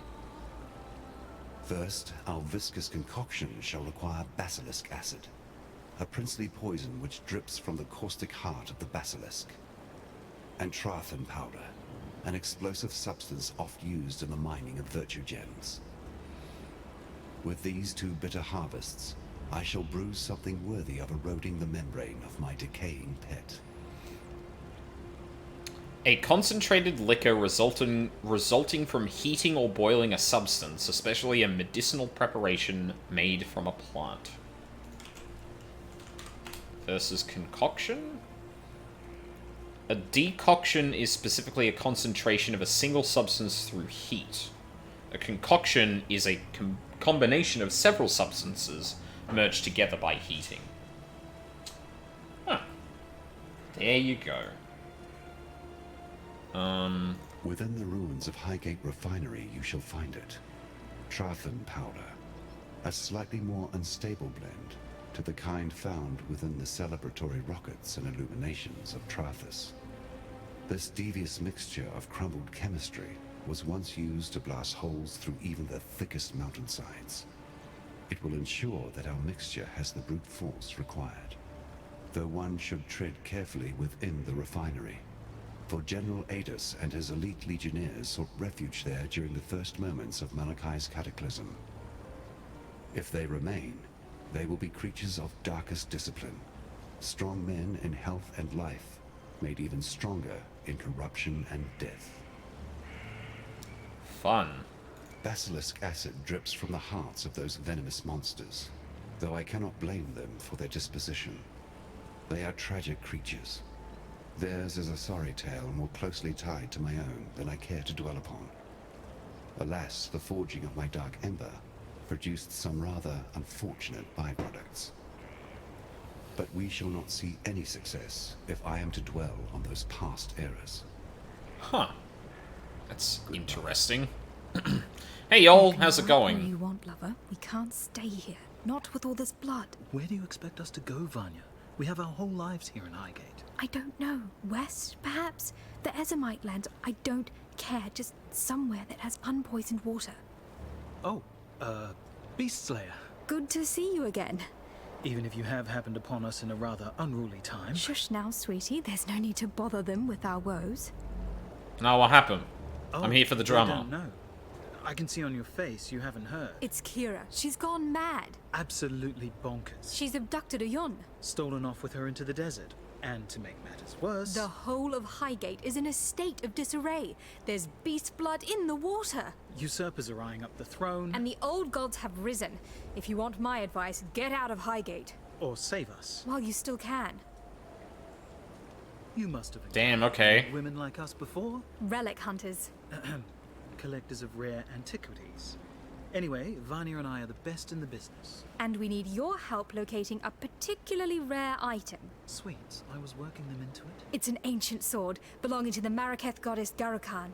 The Stormblade, some call it. A weapon carved from crystal, capable of capturing even the most powerful of storms within its rigid edge. The goddess lost it, somewhere in the eastern desert during her ancient battle against the necromancer Suresh and his undead horde. According to our research. Find the blade for us, and we will make it worth your while. We do this ourselves, but what with the political unrest in Highgate as of late? We fear leaving, lest we find the gateways barred and ourselves without a home. Cool. See ya. We'll leave that dialogue for next time, but You I'll must get... be the outsider, the beast killer. I am Irasha, and while our soft-hearted chieftainess has gone wandering, it falls to me to make sure this Akara doesn't suffer for it. I've heard the stories they tell of you, and I know better than to pluck the feathers from a sleeping rock. Yet, for the sake of my people, I ask that you keep your peace while among us. Our customs have too often been threatened. Your ways are not our ways. Let's keep it like that. Oyun is gone for but a few days, and already Tasuni sniffs at the throne like it's a bitch in heat. Ruled by a man. You need only walk amongst the ruins of San to understand that folly. Well, his desires are but wants and lusts while Oyun still lives. One of my scouts saw Kira and her Dekara near the foothills. They had Oyun bound to the back of a rower like a hunter's prize, and the Sekema feather, our symbol of leadership, worn by her captor. Whether Kira works alone or in pack with her brother Tasuni, I know not. Yet I fear she means to sacrifice our Sekema to the vulture of the wastes. Garukan, please, this Akara has helped you in the past. Return our kindness. Free Oyun and return her safely to us. And if this quest is lost, remove the traitorous bitch Kira from this world and retrieve our feather. As long as we have that, the throne of Maraketh will remain safe. Whoa, that's a lot of shit to go through. Hi, Tasuni. The nightmares are but whispers now, yet like prophets, cowering within crevice and crack. They speak of old God's return, and the reprisal of an exile to our beleaguered land. My sister Kira has grown obsessed with the vulture of the wastes, our goddess Garukan. Kira has taken Oyun and plans to sacrifice her, imagining she can reforge herself as a red Sekema, a warlord destined to unite the Maraketh under her bloody banner. My sister's betrayal is too great for forgiveness. Like a rabid dog wandering the mountain pass, she must be put down. I ask this of you, for you are familiar with such barbarism and will not feel the pangs of mercy that I would. On her person, I suspect you will find Oyun's royal mandate, the Sekema feather. If Kira truly wishes to take the throne, she would need such an item to be considered more than a simple usurper. Bring it to me for safekeeping. And please, return our Sekema Oyun to us if you can. If she still lives, that is. But don't risk your life for hers, for I know her mind. She would not want that. Oh, of course. Boy. You have something to say about Sin as well? Wait, is this not Oyun? Oh, no, this is... Oh, this is probably Diala.